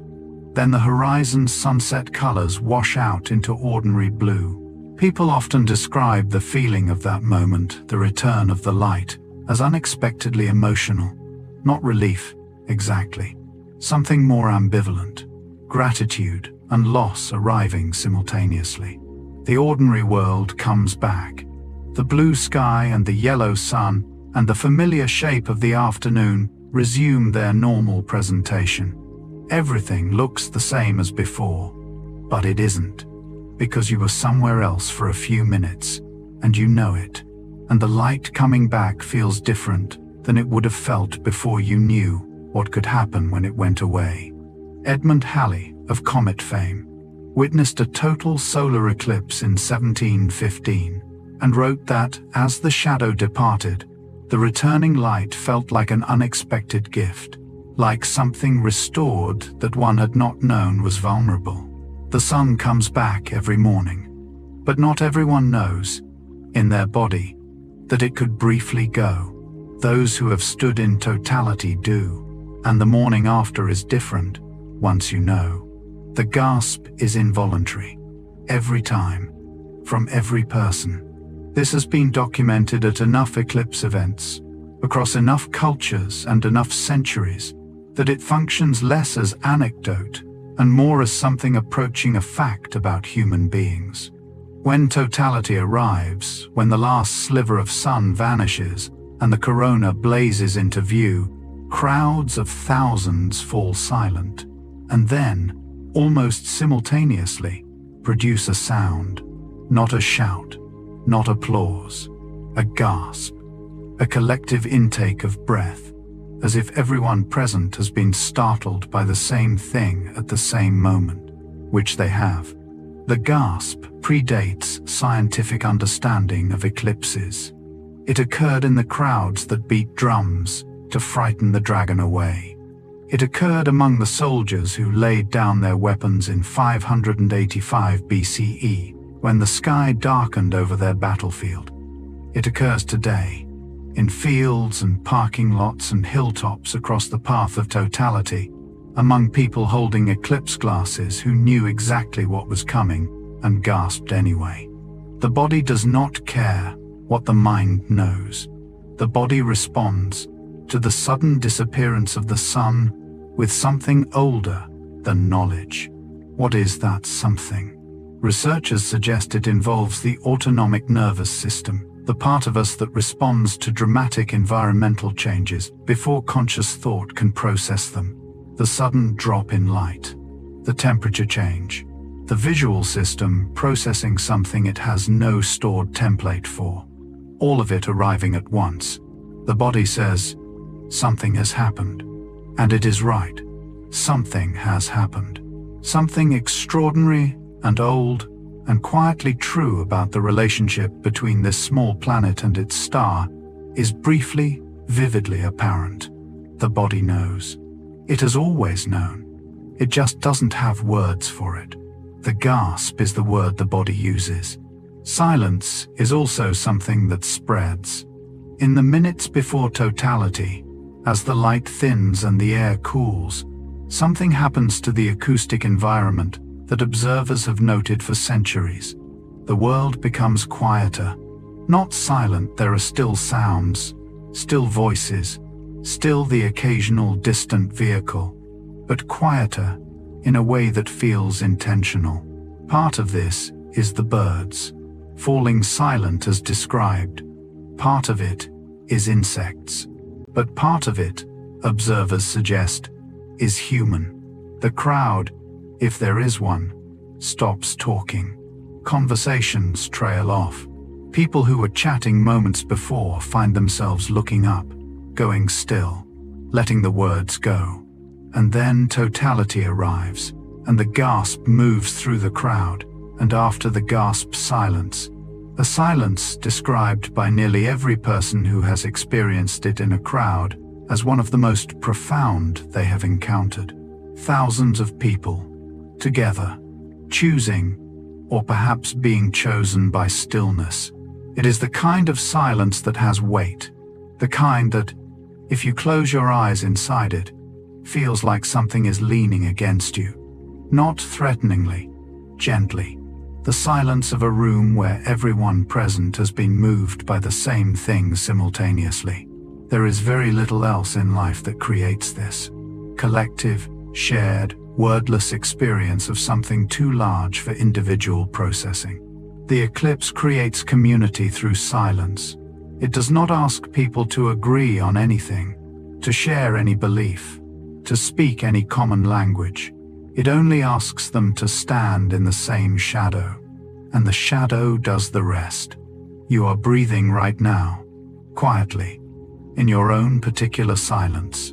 It is a smaller silence than a field full of people watching totality, but it belongs to the same family. All silence do. The corona's silver light is comparable in brightness to the light of a full moon. This is one of those facts that restructures something when you hold it carefully. During totality, the most spectacular visual event most humans will ever witness, the blazing corona, the 360-degree sunset horizon, the stars at noon, is all occurring under roughly the illumination of a full moon. Not darkness, exactly. Something more nuanced than that. You can see clearly. You can read a face across a short distance. You can make out the features of the landscape around you, the shapes of trees and hills and the people nearby. But everything is soft. Everything is lit from a source that has no directionality. The corona glows from the center of the sky in all directions, casting no shadows, providing a light that falls equally on everything below it. Shadow-free light is unusual on Earth. Our sun always casts shadows because it comes from a direction. The full moon casts shadows too, though faint ones. But during totality, the corona is large enough in the sky, several times the apparent diameter of the sun, that its light arrives from enough different angles that shadows barely form. The world during totality is soft-lit and shadowless, rendered in silver and cool blue, the colors that light of that intensity naturally produces. Artists who have witnessed it and tried to paint it report that the corona light is extraordinarily difficult to reproduce. No color on a palette quite matches what the eye experiences standing beneath it. It is, perhaps, that the eye is not only seeing light during totality, it is also feeling something, and the feeling changes the seeing. The corona illuminates, but it also means something to the body that light alone cannot explain. Gravity bends light, and the eclipse proved it. But what does it mean that gravity bends light? It is worth sitting with this, slowly, the way a warm drink sits in the hands before you drink it. Light, we tend to think of as something that travels in straight lines. A beam from a flashlight goes straight. A laser goes straight. The light from a star goes straight from the star to your eye, across the vast distance, in a perfect line. But Einstein showed that space itself is curved by mass, and light, traveling through space, follows those curves. Not because gravity is a force that pulls the photons have no mass to pull on in the ordinary sense, but because the space the light is traveling through is not flat. It curves around the sun, and the light follows the curve of the space it moves through. Imagine stretching a rubber sheet and placing a heavy ball in the center. The sheet curves around the ball. Now roll a marble across the sheet. The marble doesn't go straight, it curves toward the ball, following the depression in the sheet. The marble isn't being pulled by anything. It is simply following the shape of the surface. Light does this. Space does this.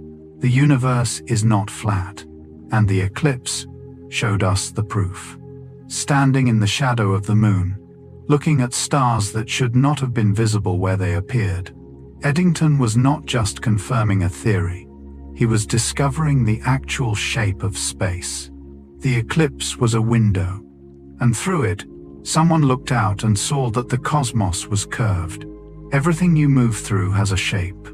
Everything bends, everything else, a little. You are part of that geometry too. The corona holds mysteries that have outlasted generations of scientists.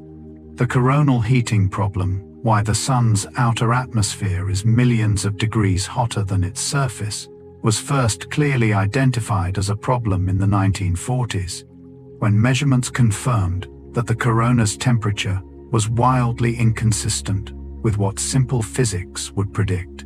Since then, it has remained one of the central unsolved problems in solar physics, not for lack of effort. The problem has attracted some of the most skilled physicists in the field, been studied by spacecraft, ground-based observatories, and solar eclipse expeditions, and been addressed by multiple competing theoretical frameworks. The leading candidates involve magnetic reconnection events where magnetic field lines in the corona snap and reconnect, releasing energy and alpha waves, a type of magnetic wave that can carry energy from the sun's surface up into the corona. The Parker Solar Probe has found evidence supporting both mechanisms, but a complete, agreed-upon explanation does not yet exist. The corona is hotter than it should be, and science knows more about why than it did in 1940, but not everything. There is something genuinely restful about this. Not every question has been answered. Not every mystery has been resolved. The sun, the most studied astronomical object in history, the one we have been watching for thousands of years, still holds something back. Scientists are not troubled by this. They find it sustaining. An open question is a future for the field. A mystery that remains is an invitation. The corona keeps its secret at a temperature too high to visit and too important to stop wondering about. The sun is still becoming known. Some things you love for a long time before you fully understand them. Helium is in you, not in large amounts, not in the way oxygen is in you, moving through your blood, or carbon is in you, forming the backbone of your chemistry. But helium atoms exist in trace amounts in the atmosphere you breathe, in the geological layers beneath the ground you rest on, released slowly by the radioactive decay of uranium and thorium in the Earth's crust. And every helium atom on Earth was either present at the formation of the solar system, or has been produced by that slow radioactive decay, or has arrived on solar wind streams of particles from the sun drifting outward and touching the upper atmosphere. The helium the eclipse helped discover in 1868 is not a foreign substance. It is part of the same system you inhabit. The sun produces it in vast quantities through fusion, the same process that makes the sun shine, the same process that has been warming this planet for 4.5 billion years. Hydrogen becomes helium in the sun's core, releasing energy. That energy travels outward through the sun for thousands of years before reaching the surface. then travels 8 minutes through space to reach the Earth. Some of it warms your skin on a clear morning. Some of it drives the weather. Some of it becomes food through photosynthesis in a chain of conversion that ends, eventually, in you. The element discovered by watching an eclipse is made by the same fire that keeps you alive. You are downstream of that fire. Everything you are, everything you eat, every warm morning of your life, all of it powered by the same reaction that produces the helium the eclipse revealed. You are, in a very quiet and very real sense, a product of the sun. And during a total eclipse, for a few minutes, you stand in its shadow and look back at it. Some things are kept, and some things are just experienced, and the difference between them is smaller than it seems. The scientists who study eclipses bring instruments, spectrographs and coronagraphs and temperature sensors and radio receivers and magnetometers. They gather data during the precious minutes of totality, knowing that what they collect will be analyzed for months or years afterward. They are trying to keep the eclipse to hold it in numbers and graphs and measurements that can be examined long after the shadow has passed. And then there are people who simply stand there, who bring nothing, who look up and let the experience move through them without recording it. Both of them, afterward, carry the eclipse. The scientist carries it in data. The quiet observer carries it in the body, in the particular memory of the temperature drop, the sound of the crowd falling silent, the corona blazing in a dark afternoon sky. Neither keeps it completely. The data doesn't capture how the air smelled or what it felt like to be a human being standing in the shadow. The body memory doesn't capture the precise measurements of the corona's temperature gradient. But both are real. Both are records. Both are ways of continuing to hold something that lasted only minutes. You don't need instruments to keep something. You don't need to have been in the path of totality. You only need to have paid attention to something. At some point, with everything you had, that attention becomes a kind of keeping. It lives in you. Afterward, quietly, the eclipse passes. The attention remains. There are people who have never planned anything in their lives around a single phenomenon, and then they saw totality, and they began planning. The conversion, eclipse chasers say, is not something you can adequately describe to someone who hasn't experienced it. You can explain the temperature drop and the stars appearing, and the corona and the silence of the crowd. You can show photographs. You can play recordings. And people will nod and say that sounds remarkable. And then they stand in the path and the shadow arrives, and afterward they are different people. Not dramatically different. Not in ways that would be visible to a stranger, but different in the way of someone who has discovered, late in life or early, that a thing they did not know they needed turns out to be necessary. Eclipse chasers are not, as a group, people who sought intensity or spectacle in other parts of their lives. Many of them are quiet people, scientists, librarians, teachers, retired engineers, people who value patience and precision and the satisfaction of a carefully made plan. What they found in totality was not stimulation. It was its opposite. They found a stillness so complete, so encompassing, so located outside the ordinary territory of daily life, that everything else briefly ceased to matter. The list of things undone, the unresolved conversation, the low-level hum of ordinary anxiety that most people carry without noticing, until something removes it, and they feel, for a moment, how heavy it had been. Totality puts that hum down. For 2 minutes, or 4, or 7, it simply is not there. And then the light returns, and the hum returns with it, and people look at each other and begin, quietly, planning where they will be for the next one. Not because they are chasing the shadow, because they are chasing the quiet. And the shadow is the only place they've found it, that complete, that quickly. The shadow does not arrive the same way for everyone who stands in its path. This seems like it should not be true.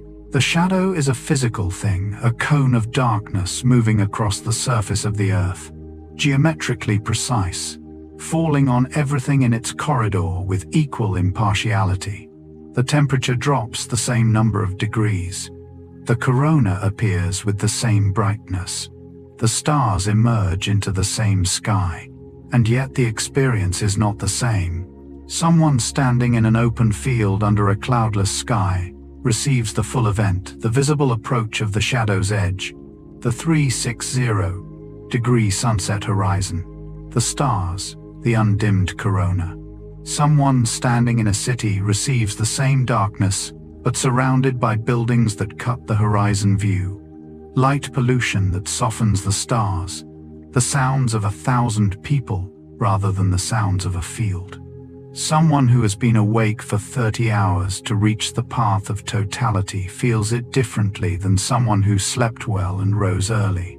Someone whose first eclipse is also their last feels it differently than someone on their 15th. A child feels it without context and carries the raw astonishment. An elder feels it with every previous eclipse, layered beneath the comparison to what came before, the comfort of the familiar, the awareness that this one may be among the last. Same shadow, entirely different experience. This is true of almost everything significant. But it is worth noticing here specifically because the eclipse is so consistent, so utterly indifferent to the individual, that the variation of experience seems almost paradoxical. The universe provides the same event. What you bring to it makes it yours. And what you bring is everything you are. On that particular afternoon, in that particular body, under that particular sky, the eclipse is the same. You are the variable, and the variable is the whole thing. Surrender is the only way to prepare for totality. Eclipse chasers plan obsessively. Cloud cover analysis, contingency routes, backup locations, equipment checks, the careful calculation of exactly where to stand to maximize the duration by a few seconds. All of this is useful. All of this is real preparation. And then the shadow arrives, and all of it falls away. There are accounts of seasoned eclipse photographers who had planned to spend totality capturing specific images of the corona, and who, when the moment came, put down their cameras and simply looked. Not because they forgot the plan, because when it arrived, the plan was no longer what mattered. The eclipse asks you to be present in a way that resists documentation. You can photograph the corona people do beautifully, but the photographs don't contain the temperature. They don't contain the sound of silence falling across a field of people. They don't contain what happens in the body when the last light goes. To receive the eclipse fully is to receive it without trying to keep it, to let it happen to you rather than trying to happen to it. This is not a lesson the eclipse teaches deliberately. It has no intentions. But people emerge from totality, reporting it anyway, the strange gift of having been entirely present for something, of having had nowhere else to be, of having had no useful response except to stand and receive. Totality cannot be improved upon. It cannot be enhanced by effort.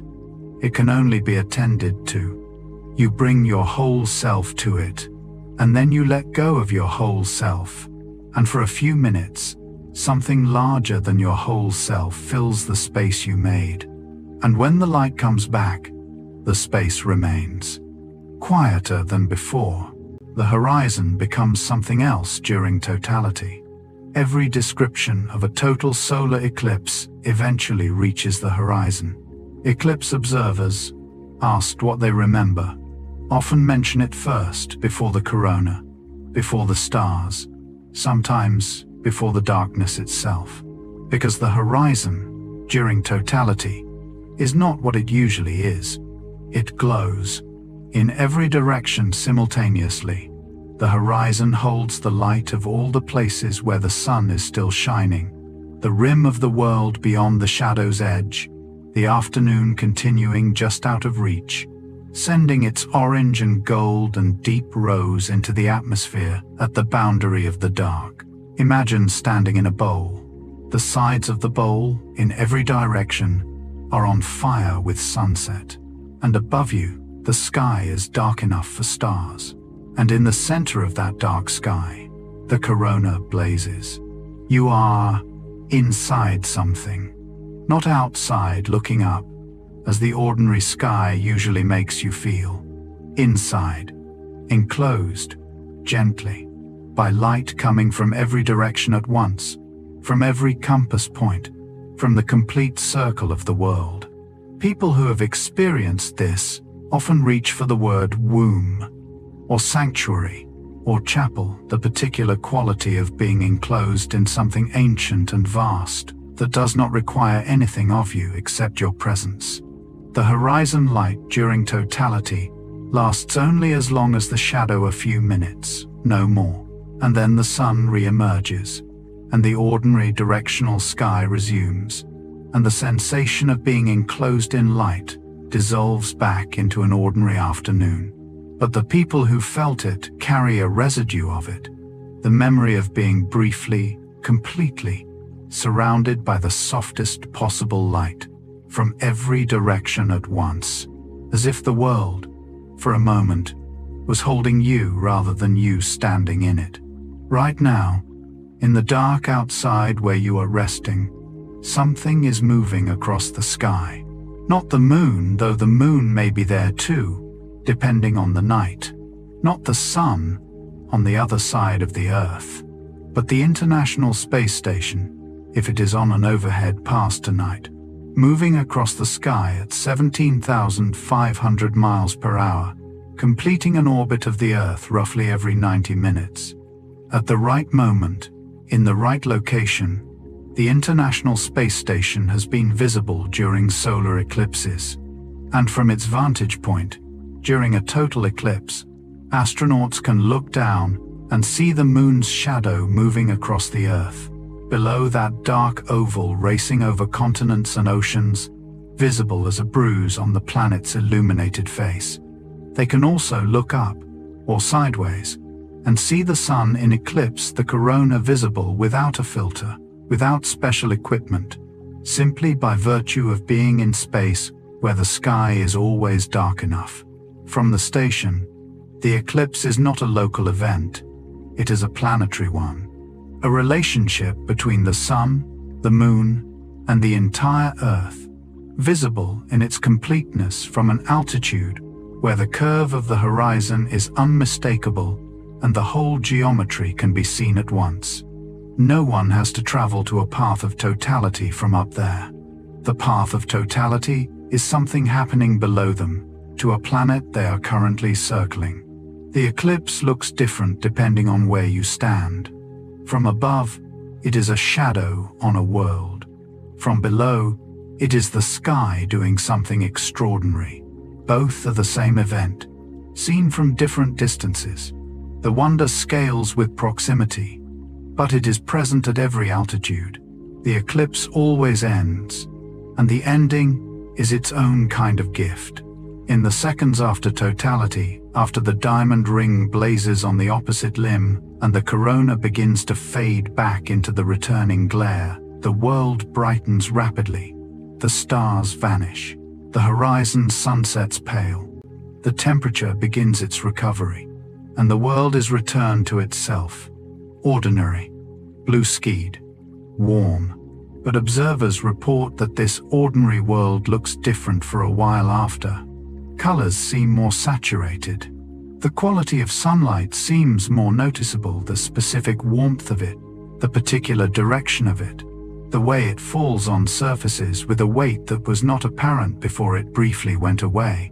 Attention, sharpened by absence, lands differently on what returns. People who've experienced significant losses sometimes describe the same effect in the aftermath of grief. A heightened perception of ordinary pleasures that had been invisible before, made visible by contrast. The coffee tastes richer. The morning light through a window has a quality it didn't have before. Things that were background become foreground. The eclipse creates a small, temporary version of this. A few minutes of absence, and then the return of the ordinary. And the ordinary is briefly extraordinary. Neuroscientists studying attention suggest this happens because the brain's habituation response, its tendency to tune out constant stimuli, is reset by the absence. When something familiar is removed and then returned, the brain treats the return as novel and allocates attention accordingly. The sun is more visible after it has been briefly absent. Its warmth more felt, its light more noticed. You have to lose something briefly, sometimes, to see what it actually was. The eclipse teaches this without trying, and the lesson arrives in sunlight, gently, in the minutes after the shadow has passed. The light that falls on you right now left the sun 8 minutes ago. This is one of those facts that is technically known by most people, and yet somehow never fully lands. The sun is far enough away that the light crossing between you takes roughly 8 minutes and 20 seconds to make the journey. Which means the sun you see when you look at it, the sun that warms your skin, the sun that drives photosynthesis, the sun that illuminates the world you move through, is not the sun as it is. It is the sun as it was 8 minutes ago, specifically. In most cases, this doesn't matter. The sun changes slowly enough that 8 minutes of delay is irrelevant. The sun that was shining 8 minutes ago looks and behaves, for all practical purposes, identically to the sun as it exists right now. But the principle remains. You are always seeing the past. The light you receive is always slightly old, and the further the source, the older the message. The stars you can see tonight, the ones that emerge during totality, the ones visible from the darkest skies, are not sending you current news. They are sending you ancient dispatches. The nearest star beyond the sun is 4 light years away. Its light left home 4 years before it reached you. Others in the sky are thousands or millions of light years distant. When you look at the night sky, you are looking into a deep archive. Everything you see is the past arriving in the present, carrying news of a moment that no longer exists as it was.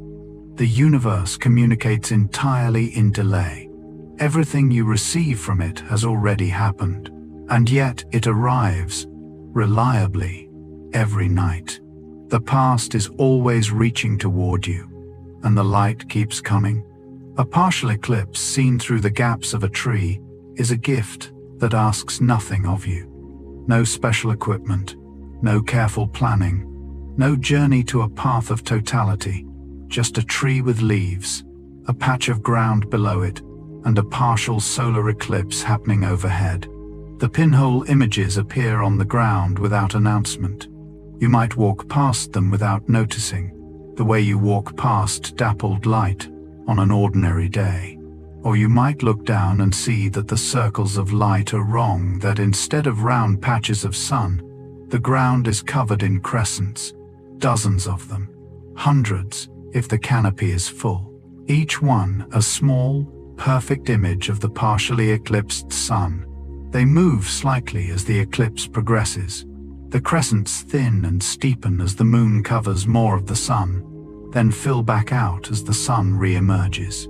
The whole sequence plays out on the ground below the tree, in miniature, in real time. Children find this delightful in a way that bypasses explanation. They don't need to understand why the light is crescent-shaped. They can simply see that it is, and that the world is doing something unusual, and that the unusual thing is small and quiet and happening right at their feet. There is something worth returning to in that. The idea that the sky's most extraordinary events have terrestrial echoes that require nothing from you except the willingness to look down as well as up.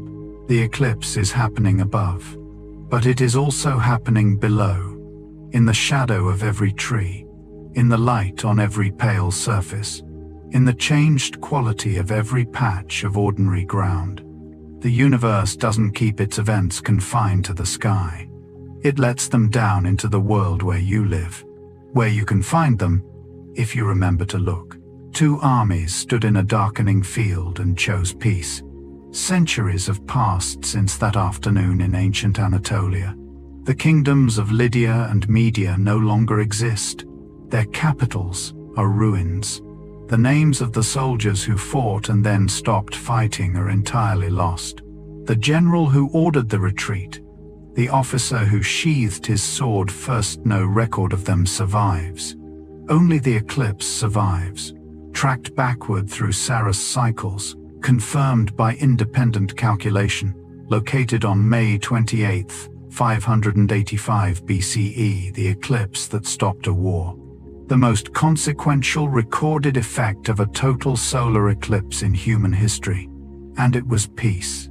Think about what that means. Not as a historical fact, but as an image. Two groups of people, trained for violence, committed to the logic of conflict, standing in a field, and then the sky went dark in the middle of the day, and something in all of them responded to it in the same way. Not with fear that hardened into aggression, with something that softened.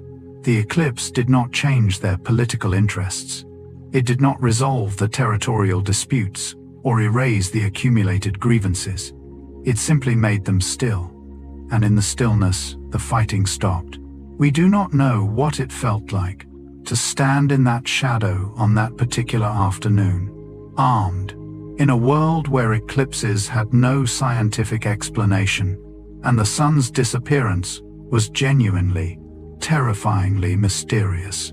We know only that when the light returned, they were still alive, and they chose to remain that way. The shadow passed. The swords stayed down. Whatever the eclipse gave them in that darkened field, that particular quality of stillness, it was enough. It has always been enough. Flowers that close their petals during totality are not afraid.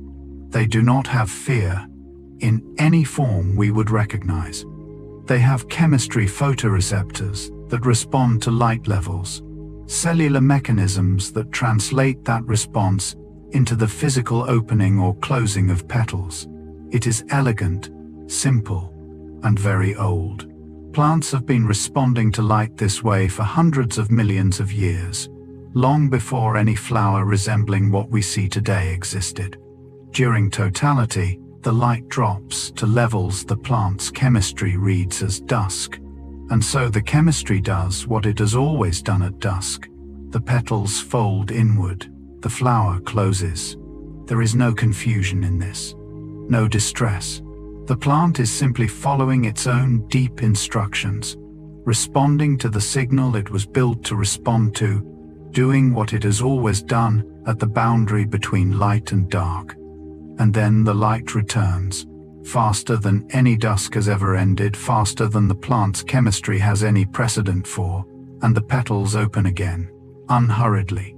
In their own time, the flower does not rush back into bloom because it knows the eclipse is over. It blooms because the light is back. That is all it needed to know, that the light is back. There is something very gentle in that. The flower did not need to understand the eclipse, to move through it with grace. It only needed to follow its own nature, close when dark, open when light, and the eclipse took care of the rest. Close when dark, open when light, follow your nature. The flower has been doing this for longer than flowers have had names. It is still doing it right now, somewhere in the world, in a garden or a field, or the edge of a forest, responding faithfully to the light or the absence of it, as are you, in your own way, in the dark of this quiet night. Someone painted a sky they did not know they were preserving. In the long history of landscape painting, there are works that carry, hidden in their light, the evidence of days their painters did not record in words. Art historians and astronomers have collaborated in recent decades to identify paintings whose sky colors correspond to atmospheric conditions that only occur under specific circumstances: volcanic eruptions, high-altitude dust, and solar eclipses among them. The process is painstaking. A painting's date is established through provenance and documentation. Historical eclipse records are consulted. If an eclipse occurred on or near the date of a painting's completion, and if the sky in the painting carries the particular silvered, directionless light that partial or total eclipses produce, the hypothesis is formed. It cannot always be confirmed. Painters did not always sign and date their work. Historical records are incomplete. The light in question is subtle enough that alternative explanations remain possible. But in several documented cases, the correspondence is compelling. A painter stood in a field on an afternoon when the sky was doing something unusual.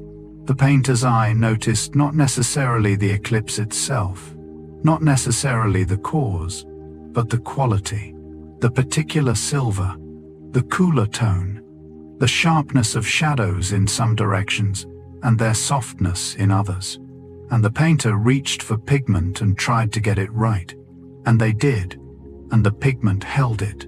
And centuries later, someone recognized what the painter had recorded without knowing they were recording it. The eclipse was there, in the paint, preserved without intention, kept without effort. Attention, applied faithfully to what is actually there, keeps things in ways that outlast the keeping. The painter was only trying to get the light right. The light was an eclipse. Both things are true. Every eclipse is a rehearsal of something much older than any eclipse. Before the moon existed, before the collision that tore the young Earth apart and sent the debris coalescing into orbit, the Earth had no moon at all. The sky above the ancient, cooling planet held only stars and the sun. No tides of the magnitude we know now. No stabilization of the Earth's axial tilt that the moon provides. No silver companion moving through the night. And no eclipses. The condition that makes total solar eclipses possible, a companion body at the right distance and the right size, had not yet come into being. The collision that changed this happened roughly 4.5 billion years ago. In geological terms, it is the moment the solar system acquired one of its most defining features. Not the sun, not the planets themselves, but this particular relationship between one planet and one large moon. Everything that followed from that moment, the stabilized axial tilt that made complex life possible, the tides that may have helped life move from ocean to land, the eclipses that humans would one day watch in wonder, all of it traces back to a collision that lasted perhaps a day and changed the solar system forever. The eclipse is a rehearsal of that origin, in a sense. A brief recreation of the alignment that came from chaos, the precise geometry that emerged over billions of years of settling and drifting and gravitational negotiation from a catastrophic beginning. Order arrived from collision. The eclipse is what that order looks like from below when the geometry is right. Chaos, given enough time, becomes a shadow you can stand in, becomes something beautiful enough to travel across the world for. The color of the corona changes as your eye moves outward from the sun. This is not a detail that photographs capture well. Photographs struggle with the extreme range of brightness in the corona, the bright inner region near the sun's edge, and the faint outer streamers differ in intensity by a factor of millions. And so most corona images are processed to reveal structure across that range, which tends to render the color somewhat uniformly. But the human eye, standing beneath the corona in totality, perceives something different. The innermost corona tight against the dark disk of the moon appears a cool silver white. Moving outward, the color shifts subtly toward a warmer pale gold where the temperature and density of the coronal plasma change. Further still, in the long streamers that extend into space. The light thins and warms further, before finally becoming too faint to hold any apparent color at all. The gradient is not dramatic. It is not a rainbow or a sunrise. It is quiet, like the color variation in a very fine piece of silk held to gentle light there if you look, absent if you don't. Eclipse observers, who have seen many totalities, often describe this as one of the details that photography cannot convey, one of the things that requires the human eye to actually be there, in the dark, looking up. The corona has a color journey, a progression from cool to warm to invisible that takes place across a span of space enormous by any terrestrial measure, compressed by distance into something the eye can hold all at once. Silver at the center, gold at the edges, nothing, at last, beyond. It is the most beautiful gradient in the sky, and it exists for only a few minutes, for whoever is there to see it. Time moves differently in the shadow. This is reported so consistently by so many eclipse witnesses across cultures, across centuries, across every level of scientific understanding, that it has become one of the most reliably documented subjective features of the experience. 4 minutes of totality feels like 40 seconds, or like an hour, sometimes simultaneously. The sense of duration simply stops following its ordinary rules during the brief window when the sun is gone. Researchers who study time perception understand that the brain constructs its sense of duration from multiple signals: the heartbeat, the rhythm of breath, the rate of incoming sensory information, the cycling of certain neural oscillations.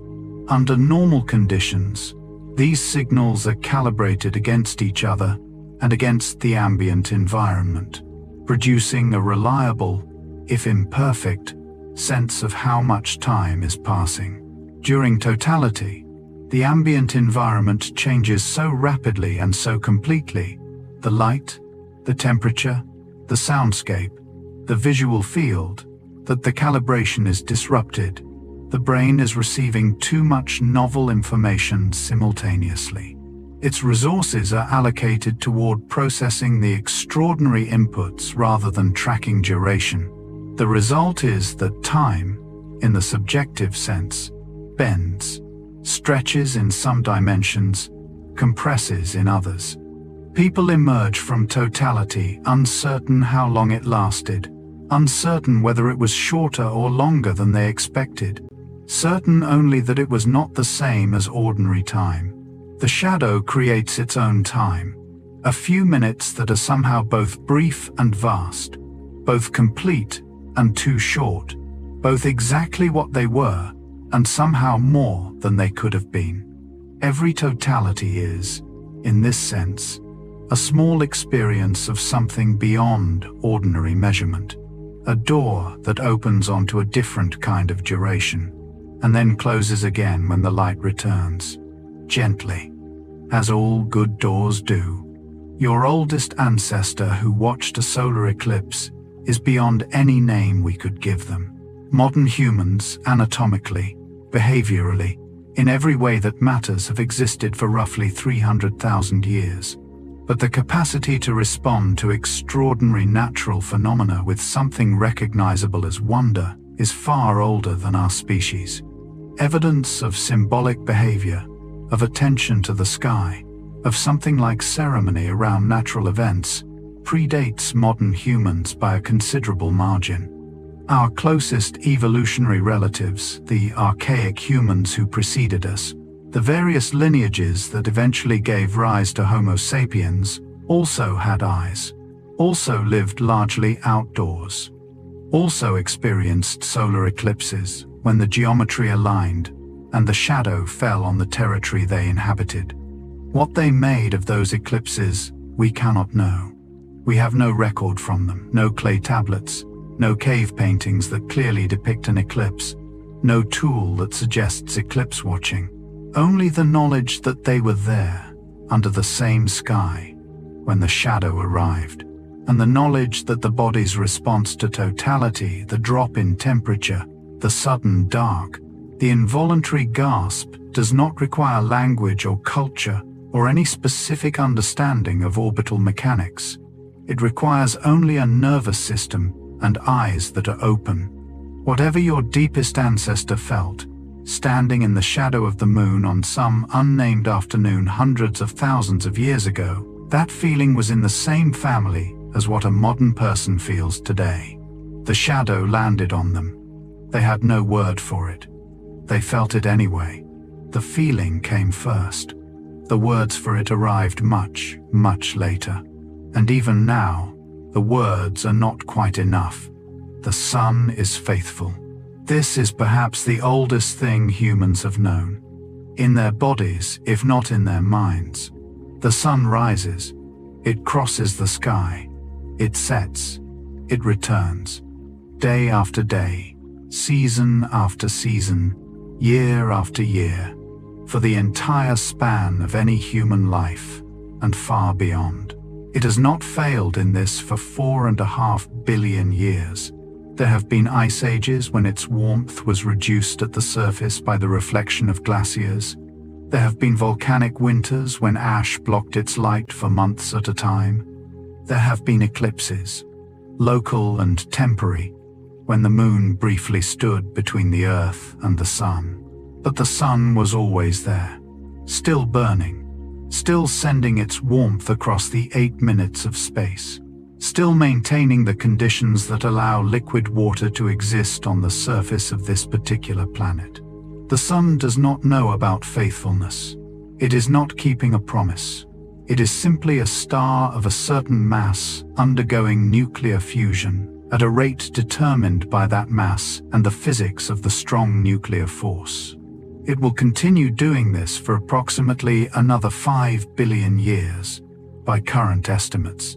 But from inside a human life, from inside the experience of morning after morning, season after season, the reliable return of light, the sun's constancy registers as something very close to faithfulness. It will be there in the morning. It has always been there in the morning. Every morning of your life, every morning of every human life that has ever been lived, the sun was there. The eclipse makes this visible in the same way absence makes anything visible.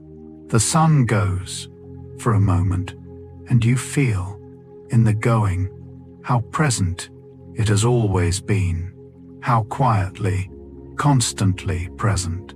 All this time, the path of totality has crossed some of the most ancient human landscapes on Earth.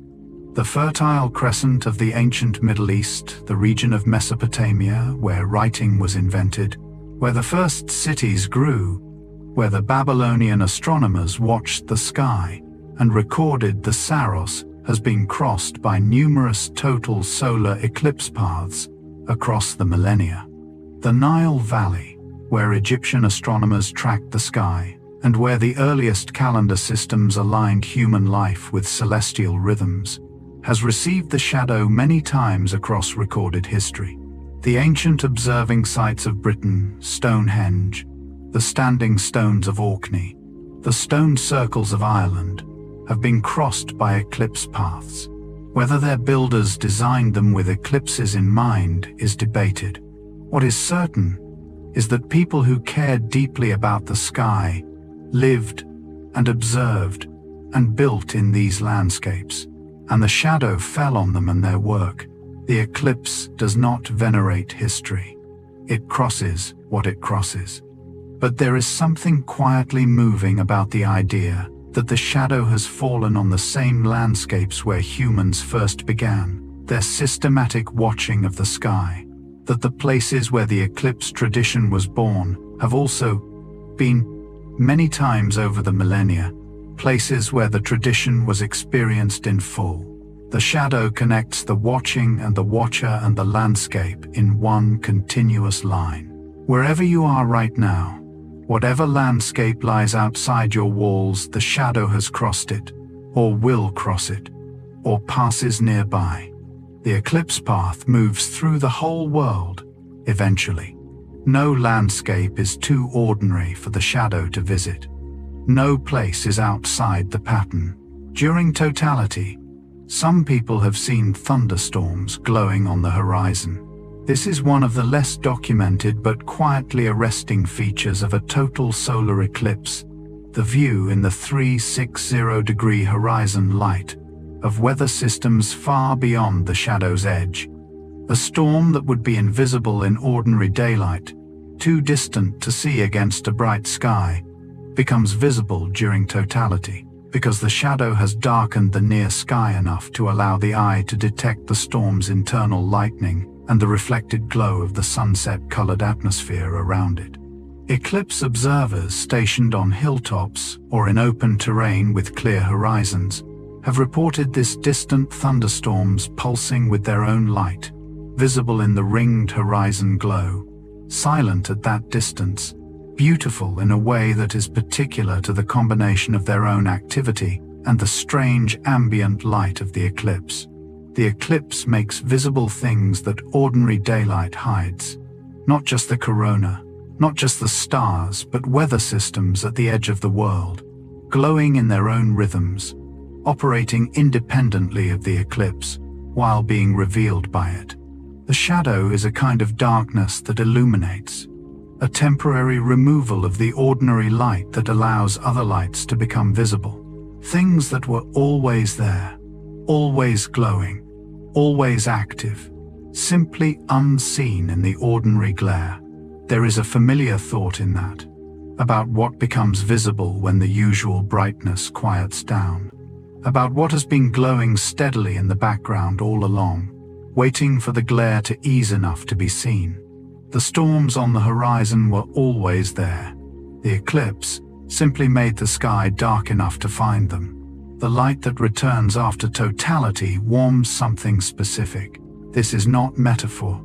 In the minutes after totality ends and the sun re-emerges from behind the moon, the warming of the ground and air is measurable instruments recording a temperature recovery that mirrors the drop that preceded totality. The air temperature rises as solar radiation returns, the rate of warming depending on cloud cover, surface type, altitude. But the warmth is also felt on the skin, specifically the particular sensation of sunlight returning after absence. Eclipse observers stationed outdoors consistently report this as one of the most physical moments of the experience, not the shadow's arrival, which is abstract and visual first, but the sun's return, which lands on the skin like a hand placed gently on a shoulder. The body recognizes warmth. It has been recognizing warmth for the entire span of human evolution.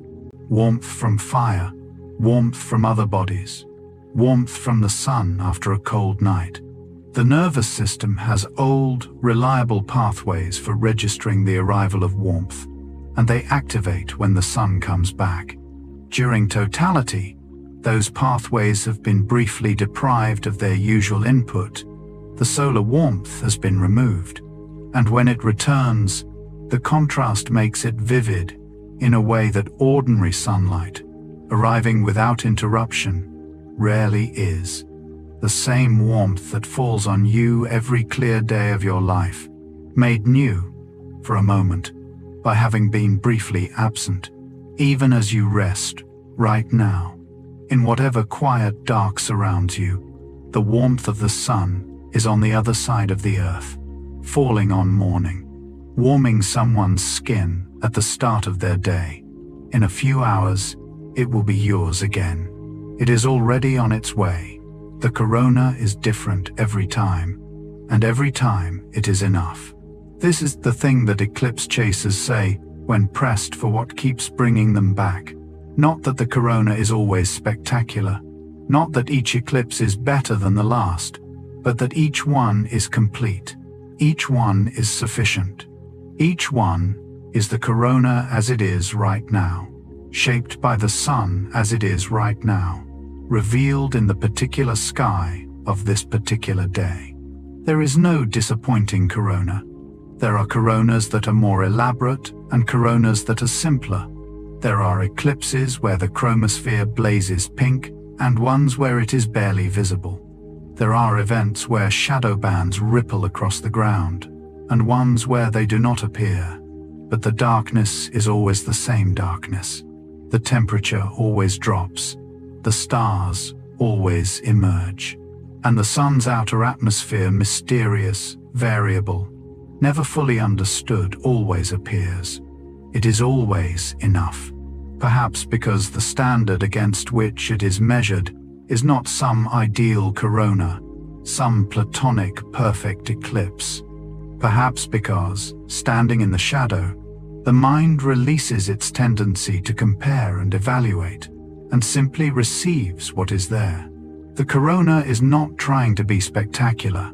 It is simply being what it is, the sun's outermost layer, shaped by magnetic forces, radiating at temperatures that still puzzle the scientists who study them, extending outward into the space between the planets. It does not perform. It simply is.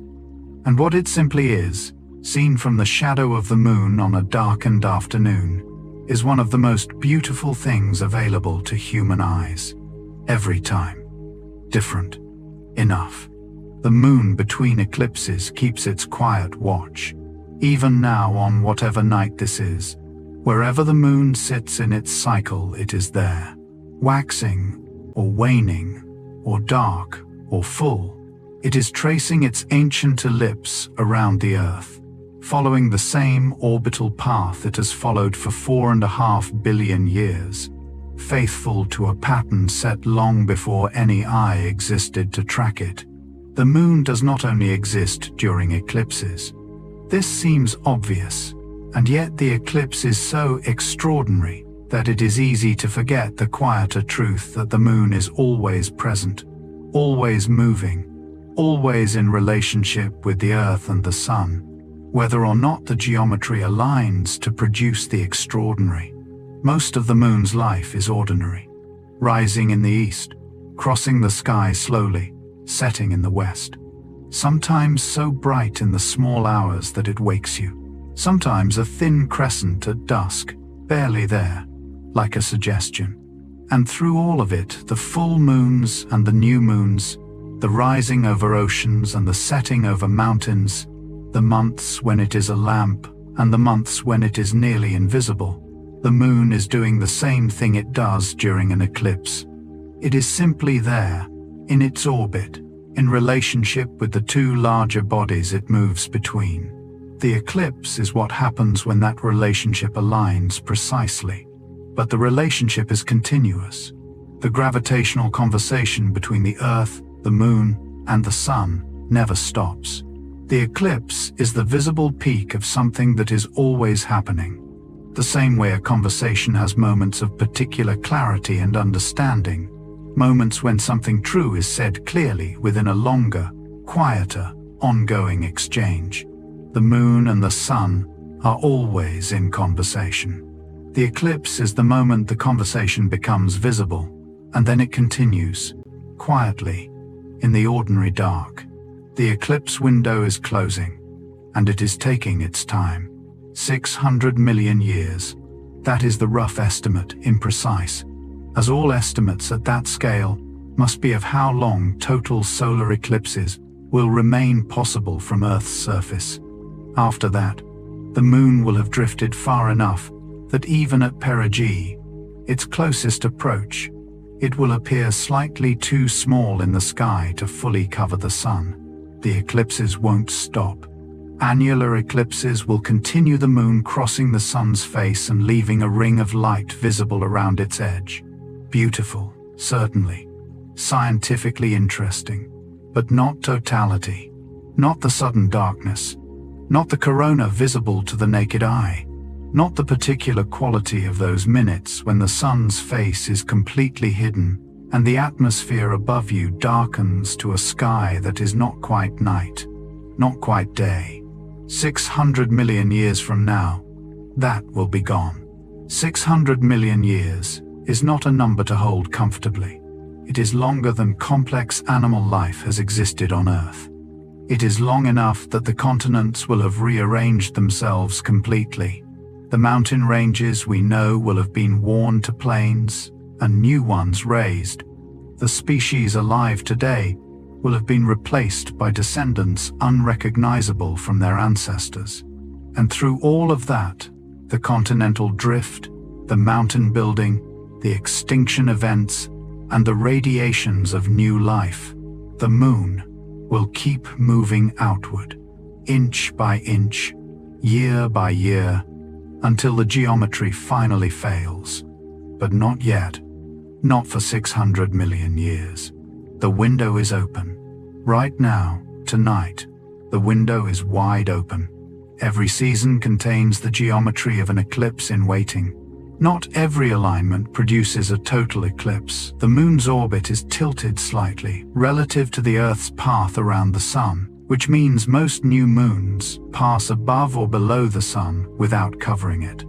An eclipse requires both the new moon phase and the alignment of the nodes, the points where the moon's orbit crosses the plane of Earth's orbit around the sun.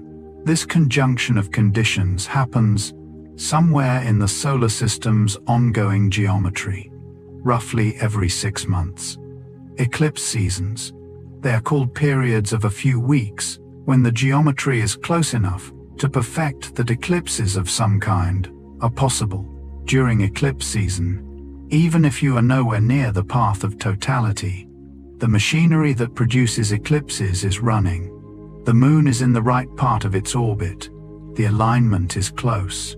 The shadow is being cast in approximately the right direction. The eclipse that does not reach you is still happening. It is landing somewhere else, on ocean, on ice, on an uninhabited coast. Or it is an annular eclipse, a partial, something less than totality but still the product of the same geometry. The machine runs continuously. Most of what it produces happens out of view. And twice a year, roughly, the season arrives and the conditions are met, and somewhere a shadow falls and the corona emerges and a crowd gasps. Or no one gasps because no one is there, and the shadow moves on. The geometry does not wait for witnesses. It does not require them. It simply continues, season after season, year after year, producing its quiet alignments in the dark and the light both. The universe keeps its rhythms independent of whether anyone is counting. Silence is what the eclipse leaves behind. Not literal silence. The world resumes its sounds when the light returns. The birds restart their calls. The insects recalibrate. The crowd murmurs and then begins to talk again. The acoustic world recovers almost as quickly as the thermal one, but a different kind of silence persists. Eclipse observers describe it in various ways: a quieter mind in the hours after, a reduced urgency around things that had seemed pressing, a gentler quality to the rest of the day. Psychologists studying post-eclipse effect have found that self-reported stress levels tend to be lower in the hours after witnessing totality. Not dramatically, this is not a clinical treatment, and the research is limited in scale, but the pattern is consistent enough to note. Something about the eclipse resets a threshold. The nervous system, having processed something vast and extraordinary, seems to settle into a calmer baseline for a period afterward. The contrast between the intensity of the experience and the ordinary texture of daily life creates, in the returning ordinary, a quality of relative peace. The afternoon after an eclipse, eclipse chasers say, is one of the best afternoons they know. Not because anything is different. The same town, the same roads, the same sky now blue again, sun blazing again, everything apparently as it was. But something has shifted in the person moving through it. The proportions have changed. The ordinary has been measured against something extraordinary and found, in its ordinariness, to be quietly sufficient. A meal tastes like a meal. The drive home is just the drive home. The conversation is just a conversation. And all of it is enough. All of it is, in fact, quite a lot. The sun has been warming this planet for longer than the continents have had their current shapes. 4.5 billion years of sunrises, 4.5 billion years of photons, crossing the distance between a star and a small, rocky, wet world, and landing on its surface, warming the oceans, driving the weather, powering the photosynthesis that first oxygenated the atmosphere, and then, billions of years later, allowed the kind of breathing that is happening in your body right now. The sun is not new to this. It has been doing this specifically, continuously, faithfully, for a span of time so long that the Earth's surface has been completely remade several times over within it. The carbon in your body was assembled from molecules in food, which were assembled from simpler molecules by plants, which were assembled from carbon dioxide and water using energy from the sun. The oxygen in your lungs was released by those same plants as a byproduct of that same process. The warmth in your body comes, ultimately, from food, which comes from the sun's energy, stored and transferred through the chain of living things. You are running on sunlight. You have always been running on sunlight. And the sun that powers you is the same sun that vanishes briefly during a total solar eclipse, revealing its corona, dropping the temperature, silencing the birds, making the stars appear at noon. The same star, the one that warms every morning, the one that grew the food you ate today, the one that is, right now, maintaining the temperature of the atmosphere, driving the weather, powering the ocean currents. You are not separate from the sun's story. You are a chapter of it, a brief, warm, breathing chapter. The moon keeps the same face turned toward you always, and always will. Tidal locking the process that synchronized the moon's rotation with its orbit, completed long ago, in the deep history of the solar system. It will not reverse. The moon that you see tonight, with its familiar arrangement of dark Maria and bright highlands, is the face it will show for as long as it orbits the Earth.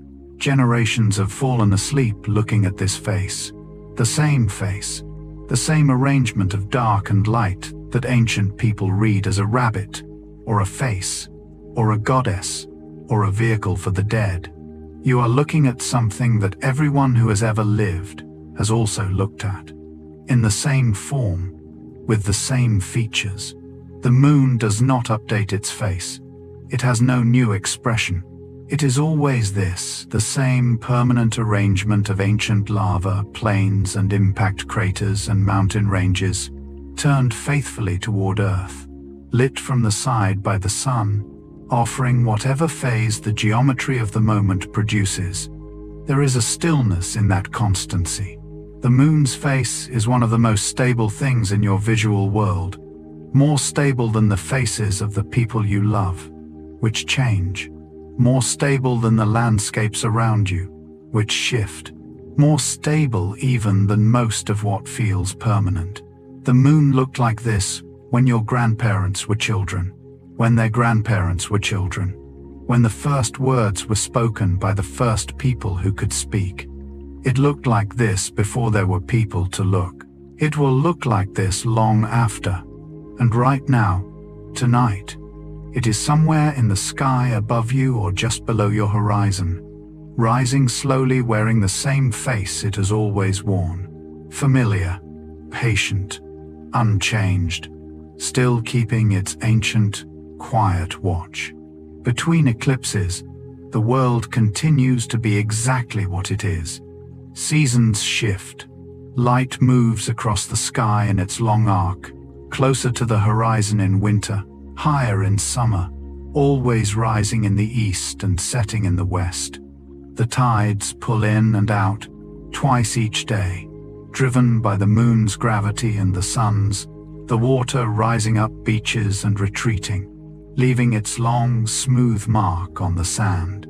The trees do what trees do, photosynthesizing in daylight, respiring through the night, growing slowly toward the light, losing leaves and gaining them again in the rhythm of the year.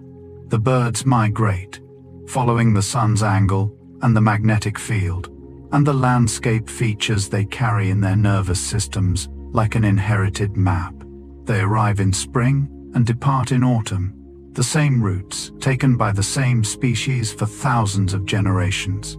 The path worn into the population, the way a path is worn into a hillside by repeated passage. All of this continues between eclipses, with or without any particular attention from any particular person. The world does not require observation to proceed. The tides do not need to be watched to rise. The trees do not need to be noticed to grow.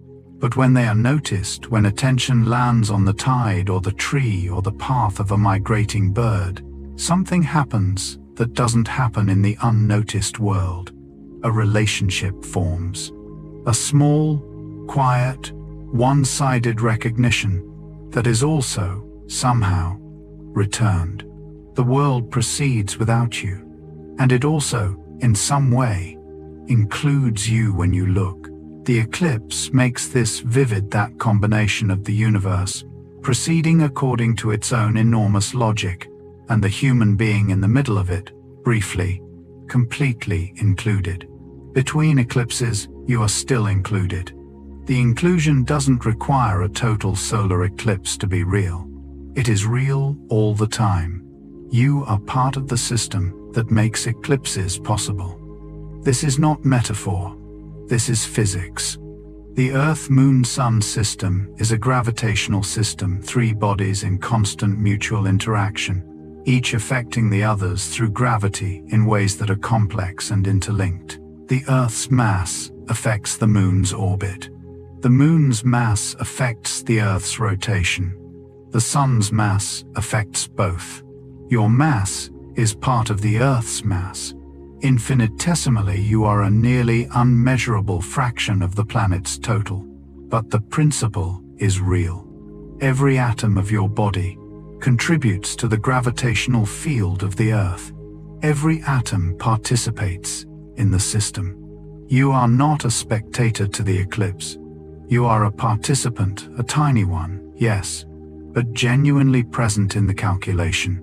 The Moon's orbit is what it is, partly because of everything on and in and of the Earth, and you are a part of everything on and in and of the Earth. You were never separate from this system. You were born into it.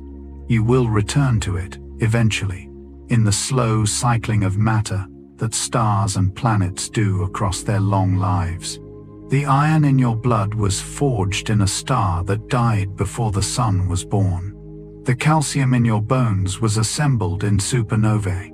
The water in your body has been ocean and rain and river and ice across billions of years of cycling. You are not visiting the cosmos. You are made of it. The eclipse happens in the system you are part of. The shadow falls on a world that contains you, and the corona blazes above it all. For whoever is there to see it, you are there. You have always been there. The universe does not ask you to stay awake for any of this. Everything described tonight, every eclipse, every corona, every Bailey's bead and shadow band and diamond ring and 360-degree sunset horizon and star emerging at noon, all of it will continue on its own schedule, according to its own geometry, whether or not you are conscious to witness it. The Saros cycle runs whether or not anyone is counting. The moon drifts outward at 1.5 inches per year whether or not anyone is measuring. The corona blazes every time the geometry aligns, whether or not any human being is standing in the path of the shadow to receive it. The universe has been running this process for 4.5 billion years without any input from you. It will continue for billions more. You can let go of it for a few hours. You can close your eyes and drift into sleep, and the system will maintain itself entirely without your assistance. The tides will go on moving. The sun will go on burning. The moon will go on tracing its patient ellipse. Somewhere in the world, right now, the sun is rising on someone's morning, and the light is landing on a still ocean, and a bird is beginning to call, and none of it requires your attention to be real. It is all happening, gently, continuously, in the vast and patient dark, and you can rest inside it, not apart from it, inside it, held by the same gravity that holds the moon in its orbit, warmed by the same star, made of the same ancient matter. The universe is proceeding. You can sleep. You can let go now. The sky knows what it is doing. It has been doing this, quietly, for longer than there were eyes to watch. Somewhere right now, on the other side of the world, the sun is rising. It is doing what it has always done, lifting slowly above a horizon, spreading its light across the surface of the ocean, or the side of a mountain, or the tops of trees that have not yet begun their day. The light is moving. It has been moving all night, following the curve of the Earth, touching each longitude in turn as the planet rotates slowly into the morning. It will reach you in a few hours or many, and when it does, it will be the same sun that produces the corona, the same sun that warms the air that drops when the moon's shadow falls, the same sun that has been rising on this planet every single day for 4.5 billion years without exception. You don't need to do anything to receive it. You only need to be here when it arrives, and you will be. Let your breath slow a little now. Let the facts settle gently, the way sediment settles in still water quietly, without effort, finding their resting place at the bottom of a clear and quiet mind. The moon is somewhere in the sky tonight, or just below the horizon, tracing the same ellipse it has traced since before the oceans had their current shape. It is not asking anything of you. It is simply there, patient and massive and ancient, doing the only thing it has ever done, moving slowly, keeping its face turned toward you, maintaining the relationship that makes eclipses possible. You are inside that relationship. You have always been inside it. Feel the weight of your body now, gently, against whatever is beneath you. That weight is gravity, the same force that holds the moon in orbit, that bends starlight around the sun, that Eddington measured in 1919 on a small island, while the corona blazed above him. Gravity is holding you. It has always been holding you. It will hold you through the night. There is nothing you need to do to deserve that. Nothing you need to understand about orbital mechanics, or Saros cycles, or the coronal heating problem for the universe to continue, including you in its operations. You are included. You have always been included. Outside, if the sky is clear, the stars are out. The same stars that appear during totality, the ones the eclipse reveals in the middle of the afternoon, are visible now, in their proper darkness, doing what stars do, burning, sending their ancient light outward in all directions. A small fraction of it, traveling for years or centuries, arriving tonight at the atmosphere above you and filtering down through the air to the surface of the Earth. Some of it is landing outside your window right now. You don't have to look, it's enough to know it's there. The chromosphere of the sun, that thin blush of rose, visible for only seconds at the edge of the moon during totality, is there right now, above the sun's surface, glowing in the pink of ionized hydrogen, invisible in the daylight on the other side of the world, patient, always there, waiting for the next geometry that will briefly reveal it. The corona is there, streaming outward in its slow million-degree mystery, shaped by magnetic fields that scientists are still learning to read, extending far into the space between the planets. There right now, always there, hidden by the ordinary brightness of the day. The eclipse will come again, not tonight, not perhaps for years, not to where you are, but the geometry is running.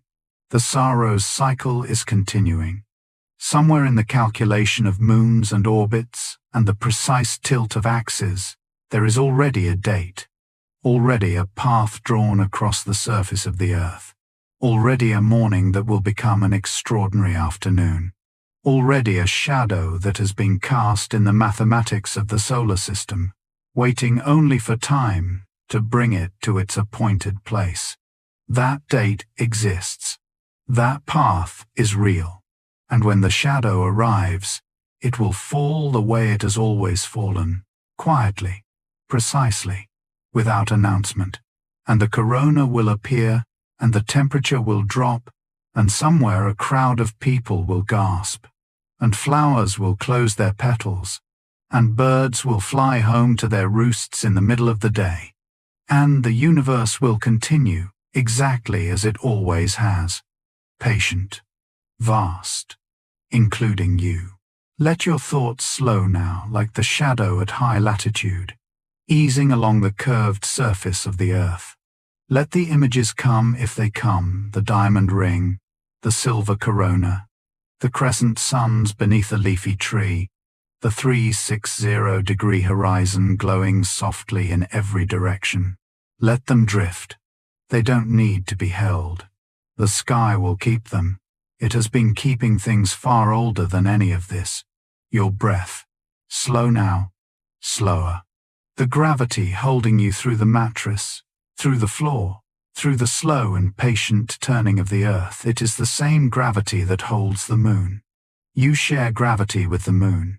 You are in the same system, governed by the same law, turning together in the same ancient dance.